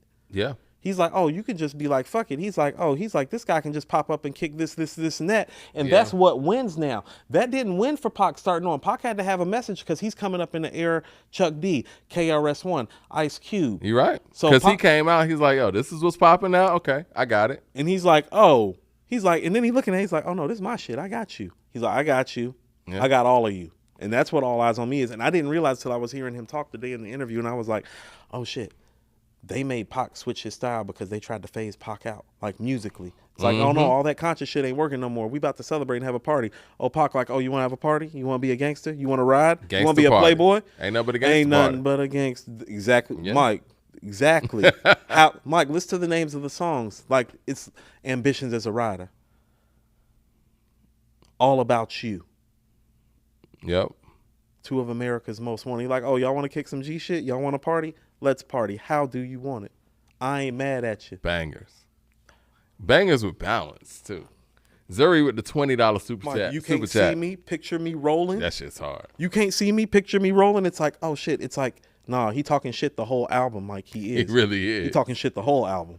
Zuri with the $20 super chat showing love. He says, I remember the Gene Deal, Puff's bodyguard, and Kurt Burrow, executive at Bad Boy, both said that not only did Big tell them that he knew something would happen to Pac, but that Puff wanted to profit with Who Shot You. Listen, I don't know how, again, if that's what they said, it's what they said, but it appears that the timing of the release of a record like Who Shot Ya was for monetary gain. Hey, Zuri, I'm sorry because I see you in the chat. No, Pac literally said in the interview that he was 5'7", if you listen to the interview. So I know y'all trying to make Pac taller. Pac himself called himself 5'7", and no, I'm actually taller than 5'7". Thank you. Zuri with the super chat says they targeted Pac, hence why they ignored everyone else Pac was with in that lobby. True, he was with people. Andrew Williams with the super chat says, what up, fellas? A2HH is the best. Coop, I know you apologized already, but how you love my Heat boys. It's championship time for us. Oh, and by the way, fellas, I live in Connecticut, but I just always love the Heat. Where Andrew, you want to know what? I'll tell you, if the Heat win this championship, I think it'll be the greatest championship that one team has pulled off in NBA history. Just as far as like one off, is like, Mike, I mean, who really thought when this NBA season was starting that the Miami Heat were about to win the NBA championship? Whoever thought when this playoff started, or the play-in started, when Atlanta beat Miami. I mean, most people picked Chicago to beat Miami in the play-in. Yeah. Yeah. Andrew Williams also says, I'm glad that y'all talking about this Big and Pac situation 100, because I ain't going to lie. I'm from the East, but East Coast people act like Big was some angel during the beef. It's just not true. And I think that angel-like image with Big when it comes to the beef, and I remember when all this was going on and the records were going back and forth, the fact that Big wasn't responding, it made him look like the bigger person. And the way that Pac was responding, it made Pac look like the bully, like he said in the interview. This is where this nigga 3 times bigger than me, and they act like I'm bullying him. Because you know that's what I mean? the media's fault, Mike. Because when you're saying Big is not responding, it's like responding to what? Hit him up. One song, Mike. You're right. They made what Pac was doing seem like an onslaught. Like Mike, if you weren't there, the way that the media talked about it, you would think that Tupac was making a song every week about Big. It's like, have you heard Hit 'Em Up Part 17? Right. You know Tupac's still talking shit about Biggie. Yeah, He's enemy of the state. He had his 5th imitation of Faith Evans in the video. It's like, you know what I'm saying? It's like, that's the way that they talked about it. That's the media's fault. Because I'm going to tell you what my biggest problem with the interview was, Mike, and it's always the media again. Listen to how he downgraded Tupac, talking about you and Big fighting for the nigga kingdom. I heard that too. When I Pac hear that, corrected him too. He did at the end, but it's like, he said what you call the nigga kingdom or whatever. Right, but that's what I'm talking about the journalistic integrity. It's like, you're supposed to be a hip hop journalist, and this is going on, and your way of explaining it to one of the people involved is a fight in the nigga kingdom, and you call yourself a journalist? You call yourself intelligent? You think you're contributing to the cause in a positive manner? I cringed when he said that. I cringed every time he said it, because that's some low-level journalistic bullshit. And these were the people, think about this. This is the motherfucker that landed Tupac. Yes, So his final interview. It's actually a valuable commodity in our community. Yeah. It makes me sick to my stomach. He's doing the nigga kingdom. Darius Campbell with the $20 super chat showing love. He said, okay, Coop, let's not forget Pac wasn't the only one that got shot. Pac reached for his gun, talked about how he was found out what really happened to him, but refused to admit that he was wrong. He used Biggie as a marketing strategy. How? I'm lost. Let me read that again. I'm lost. Okay, cool. Let's not forget that Pac wasn't the only one. You got shot. I guess he meant who got shot. Pac reached for his gun, talked about how he found out what really happened to him, but refused to admit he was wrong. He used Biggie as a marketing strategy. Now, let me ask you this, Darius Campbell, and you said this in your comment, like, how would you say that Tupac was wrong in that moment? Exactly. I mean, Tupac is the one getting robbed. You do understand He's the one getting shot, robbed, shot 5 times now. Robbed and angry about it because people that he trusted and had a relationship with weren't really showing any love after the fact. Like, how was he actually wrong? Pac is looking at everybody funny because Pac is like, this is Quad Studios. Like, yeah, I've been in here before. Everybody know me up here. I used to live up here. Went to art school in Baltimore. Like, yada, yada, yada. Like, I've been through. Yeah. Like, he's not a new face. It wasn't like Pac's first time, like, running up in. I don't understand where he's wrong, though. Because he said Pac never admitted where and he people was wrong. and people do understand that he was literally supposed to be collecting some cash for doing this verse. And that he shouldn't have even been doing at the stage of his career that he was at. He really was just showing But love. like he said, he's the realest guy out. He said it himself. He's like, I'm the realest guy out. He Yeah. was, because he would do stuff like this. And this is what real gets you, right? Zuri with the super chat says, remember, Tupac took a gun charge for Biggie and Junior Mafia after they left guns in his NYC hotel room. He didn't snitch and took the case. Biggie owed Pac more. It's a lot. We got a couple of more super chats in here. Leroy Green with the super chat says, if Big really tried to set up Pac, then he got what he got. But if he didn't, then he died for nothing. Ice-T tried to warn Tupac that the streets don't care. Nobody. This is what I keep talking about the intent of it. When what happened to Pac, and they didn't react the way Pac felt like a friend or somebody that he had helped out should react. Mm-hmm. He felt like they weren't built like him, and so the intention changed. Because Pac is looking at it like, I've been helping you guys. I've been showing you guys love. You should feel some type of way about this happening to me. The fact that you don't and that you didn't makes me feel like that I did that for nothing. So now we have a problem. Exactly.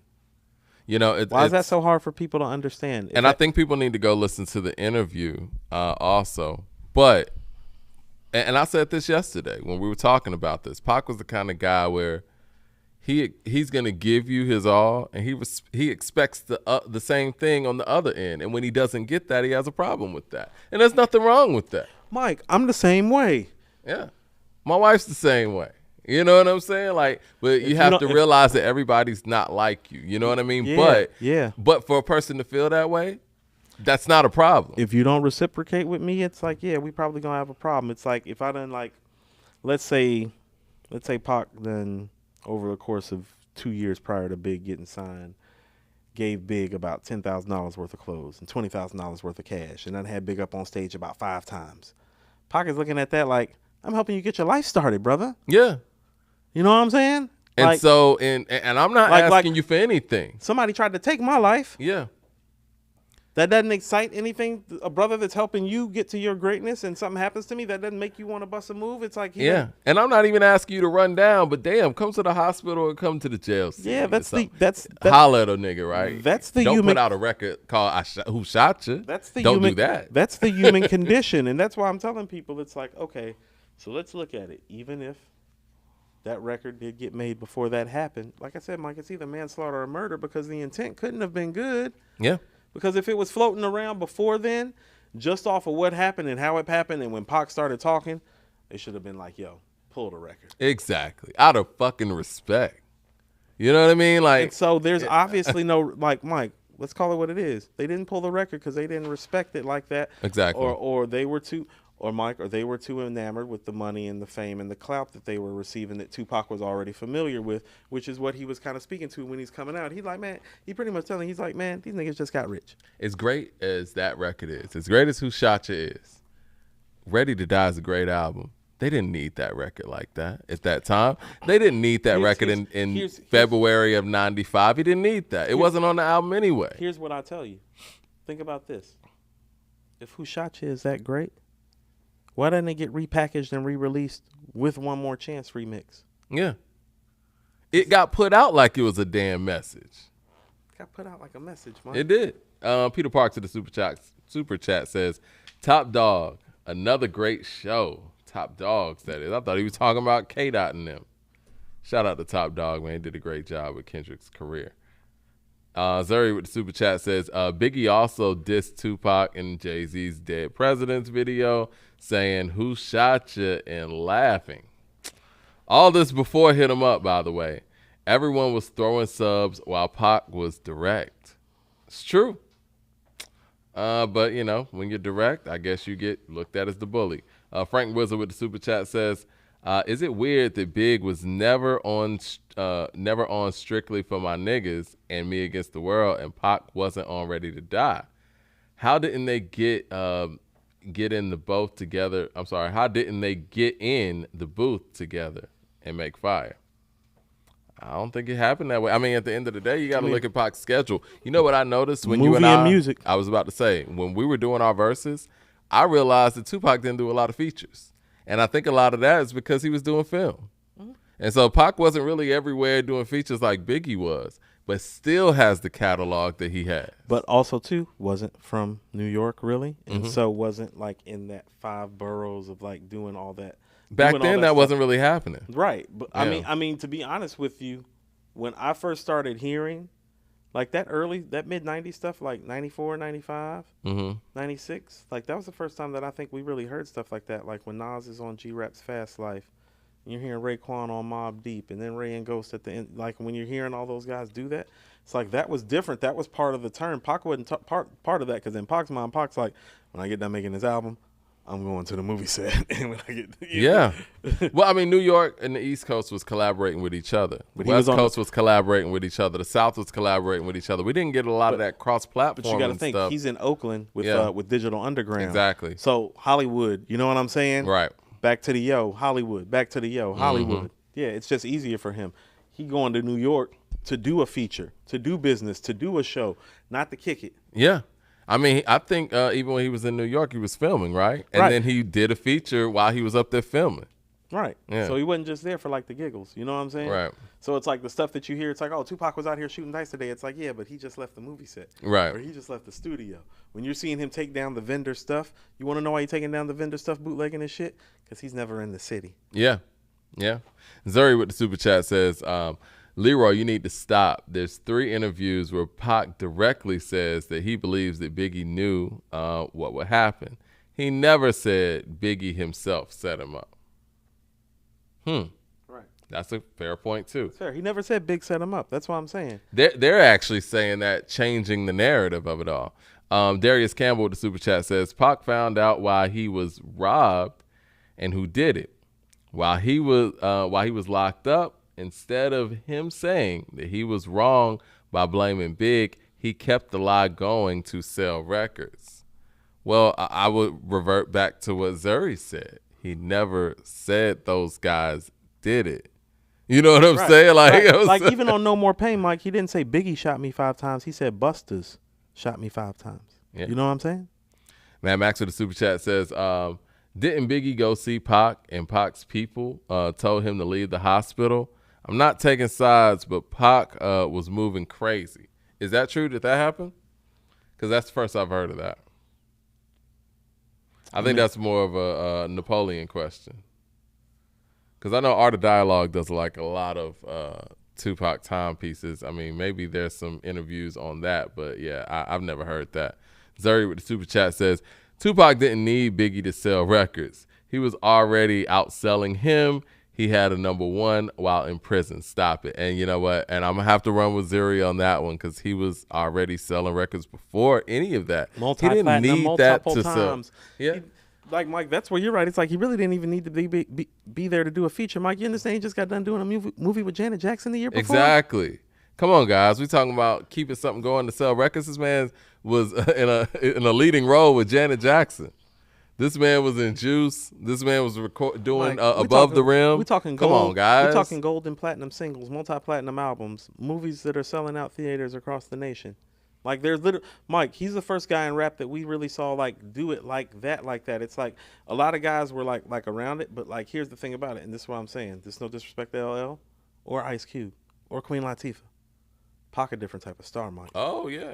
And this is the stuff that Big Gip is talking about, and people getting pissed off when Gip's saying this stuff in relation to Jay. Gip is right. Gip is right. Gip is right, and you want to know what? And here's what I mean, and then we can kind of leave it right here because it's almost time for us to slide out. Yeah, we got to roll. Yeah, but it's been fun though. It has been. It's been cool doing this in the studio too. Mike, when you listen to that Pac interview, he was talking like he was the man. Because he was. Yeah. And he knew it. And when you hear him He explaining, understood his power. he understood who he was. And he like, no, he like, I'm the man. And I earned being the man. He's like, because I watched Rakim and Chuck D and Ice Cube and Ice-T. And I mastered all the shit that they did. And I earned and worked my way up to get here. And the people that's popping now, I was here before them. And he was. And so when you're looking at it, that's what I mean. Is it's like he literally made All Eyes on Me to like show people. It's like, oh, that's what y'all think is popping. Let me show you how a real G do it. Yep. That's real. Let me get to these last super chats and we'll get up out of here. We appreciate y'all rocking with us. Leroy Green with the super chat says, Pac saying that Big knew that he was going to be shot is directly saying that Big was involved or a part of the setup. What are we doing here? Let's see. Mad Max says, if you go to ATL, move with a foul. I'm sorry. If you go to the ATL move, I guess the movie, move with foul dudes and you tell me that they foul and I get in a situation and they go tell the media about the street exorcism and I get shot. I ain't touching that. All right. CJ Kidd with the super chat says, did you talk about how Pac felt about Nas in that interview? Yeah. I mean, we didn't talk about that. We've talked about it before, but I mean, I think they've both documented on record how that scene is taking place. Well, again, that's back to what I said yesterday about subliminals, right? Subliminals are dangerous because they could be interpreted all kind of ways. And Pac was like, look, I showed this man love knowing that he was saying certain things on his album. I go back and hear the album, and it sounds like he's talking about me. Fake thug, no love. Exactly. You get the slug CB4 gusto. Exactly. So it's like, that's where subliminals get you in trouble too. And I'm sure Nas would say that too. Like, they had love for each other, and I think that was real, but the shit was recorded, and it could have been talking about whatever, but it sounds like he's talking about him. And that's all it took. Yeah, exactly. Andrew Williams with the super chat says, Who Shot You was the worst timing of a record of all time. Biggie dissing Pac after he died was nasty work too. Straight up, Big tried to capitalize off the beef with Pac, and that's nasty work. Listen, any of the Big apologists in here, and again, I'm not trying to be disrespectful, just trying to document history right. If you want to say Who Shot You was the coincidence and this and that, him dissing a dead man on Life After Death wasn't. That can't be, you know what I'm saying? Like, it is what it is.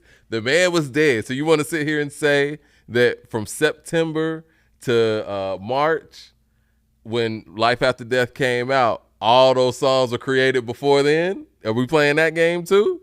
All those diss records on, or shots of subliminals. And even what Jay said on I Love the Dough, it's cringy. Same fight, same night, and all that shit. One of us cats ain't playing right. I'll let you tell it. No, I don't like that. I don't like that. I never did. And I'm fans of all of these guys we're talking about, but I don't like that. But the man's gone, man. Do you see how that kind of gets glossed over? Because people be like, man, you know, Pac was a problem. It's like, let me get this straight. He gets shot in New York. Nobody takes care of him. Go see him except Suge. Right. And something's wrong with Pac. Right. Okay. Esquire with the super chat says the reason that he was doing the $7,500 feature with Lil Sean is because that he was broke during his trial. His aunt talks about it during the Dear Mama documentary. I need to go finish that Dear Mama documentary. I started. I liked it.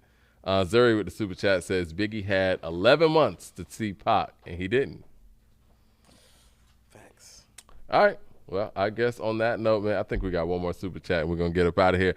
Andrew Williams says, Who Shot You was, I got that one. I think we got all of them. I want to make sure we ain't missing nobody because, I want to respect everybody's dollar. Check my phone, make sure. Yeah, let's make sure that we ain't, because people will let us know when we missing one. Nah, I think we good, man. But we can continue this conversation on our Friday broadcast, man. But definitely. This is great. Always good to chop it up with you, face to face. I feel like our conversations are a lot more fluid when we do it that way. Yeah, it's fun. Because people be thinking that you just be screaming over me or whatever. Oh, we got a couple more. Yeah, I see it. People think you just be screaming over me or whatever, but that's just, the bandwidth when you're doing remote stuff and we're talking at the same time. You know what I'm saying? Right. I don't think people understand that about half the time I'm interrupting you because of the timing of which it's coming in and the Exactly. response of it. So people are like, Coop, stop cutting Mike off. I'm like, I didn't cut this motherfucker off. It's like, what are you talking about? Right. It's like, you understand. It's like, That's I'm not the joking. remoteness of it. But you also have to understand too is that, like, first of all, Mike lives in and works in this studio is in a place that is like extremely congested in terms of the bandwidth, and I live in a place where when I walk out into my driveway in the morning, there are deer tracks. So you know what I'm saying? There might logistically be some space and some bandwidth issues, so that's a lot of the cutoff. So yeah, get to do it live and kind of like get like, you know, the proper dialogue, because this is how we usually talk on the phone. Right. This is the real dialogue. This is the real dialogue, CJ Kid says, "Why did Pac diss De La Soul?" You want to know what? I thought about that though, and this is what I mean about Pac and how he knew who he was, because he brought up Ice-T and Ice Cube and De La Soul, and pretty much what he's saying is that I know why he dissed De La Soul. y'all are trying to blame me for what's wrong with rap. Exactly. Because back then, CJ, there were groups like De La and the Roots that would throw little shots at the way hip-hop was going and the guys that were actually selling a bunch of records. And they were kind of positioning themselves, and they were, hip-hop purists, right? Like, that shit that's going on over there, that ain't real hip-hop. And Pac didn't like that shit. He was like, nah, I'm as conscious as y'all niggas are. I mean, but here's the thing about it, and here's why he's right. Like, well, when Tupacalypse Now wasn't doing what it should do, they weren't saying anything about Tupac. When Strictly for My Niggas was just, you know, like, how about this? When I Get Around was coming out, but before Keep Your Head Up came out, they went, you know what I mean? People, right. you know, so it's like Pac had some valid points. And this is what I mean. Y'all have to understand that these rappers that you love are people who make mistakes. Exactly. You know what I'm saying? They get affected by things. Yep. Now, if you think a group like De La Soul or a rapper like Ice-T isn't affected by watching somebody like Tupac come in and become like this mega star that he becomes and get all the women too, and the millions of records, and he's the best looking guy, and he's got a six-pack, and he's got all the tattoos and the nose ring, and the girls love him, the guys want to be like him, people following him. Man, stop playing. Yeah, ego. I'm still like Mike. I'm still jealous of him. I've been looking up, Mike. I've been looking up to him since I was a kid. I'm 41. I'm still looking up. He's been gone. Like, Andrew Williams with the super chat says, "I don't know how Jay gonna say that when he was scared to do his show because Pac wouldn't let him."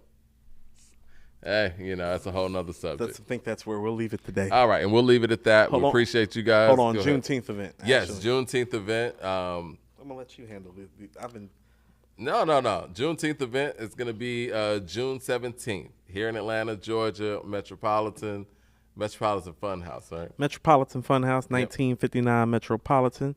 Shout out to Felicity, Fred, Shakita helping us put it together. Shout out to my man LT. Yep, LT's in the building, I believe. Yeah. LT's going to be in the building. Me and Mike are going to be in the building. We're going to be broadcasting live from there. It's going to be a great show. It's going to be food and beverage. Shout out to Sequoia, High Spirits. Full out block party, man. We're going to jam out. Yeah, a little block party action. LT's supposed to be securing the DJ. We're going to have a DJ in the building, too. We're just going to have some fun. You know, it's Father's Day weekend. We're just going to make it an extravaganza, do something fun for the community. You know? For sure. Shout out to Zuri, man. Zuri got a lot of Pac facts here. Says De La Soul parodied the I Get Around video also, and they did. That's Ego Trip. Ego Trip. I never looked at Ego Trip like that, but it is. Until now, yeah. Shout out to Zuri. All right, we'll leave it. See, but here's the thing. What's wrong with I Get Around? See, that's what I mean. Is it's like the women, right? No, Mike, the fame, hating, the notoriety. No, and I love De La. I ain't disrespecting De La, but you know. But Pac, young, good looking, in shape. The girls, the record's a hit. The album's going multi-platinum. But you know what? Back then, I'm gonna say this. He's already Mike, and by the time Strictly for My Niggas come out, he's already been the guy in Juice. He's already Bishop. You know, and like you said, rappers are human and all that. And I'm gonna say this, and we can go. Back then, all it took was for somebody to have a bad experience with somebody at a show, at a studio.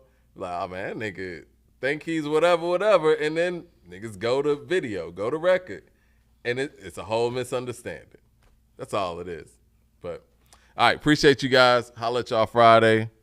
A2HH Live. We out. Like and subscribe. You already know.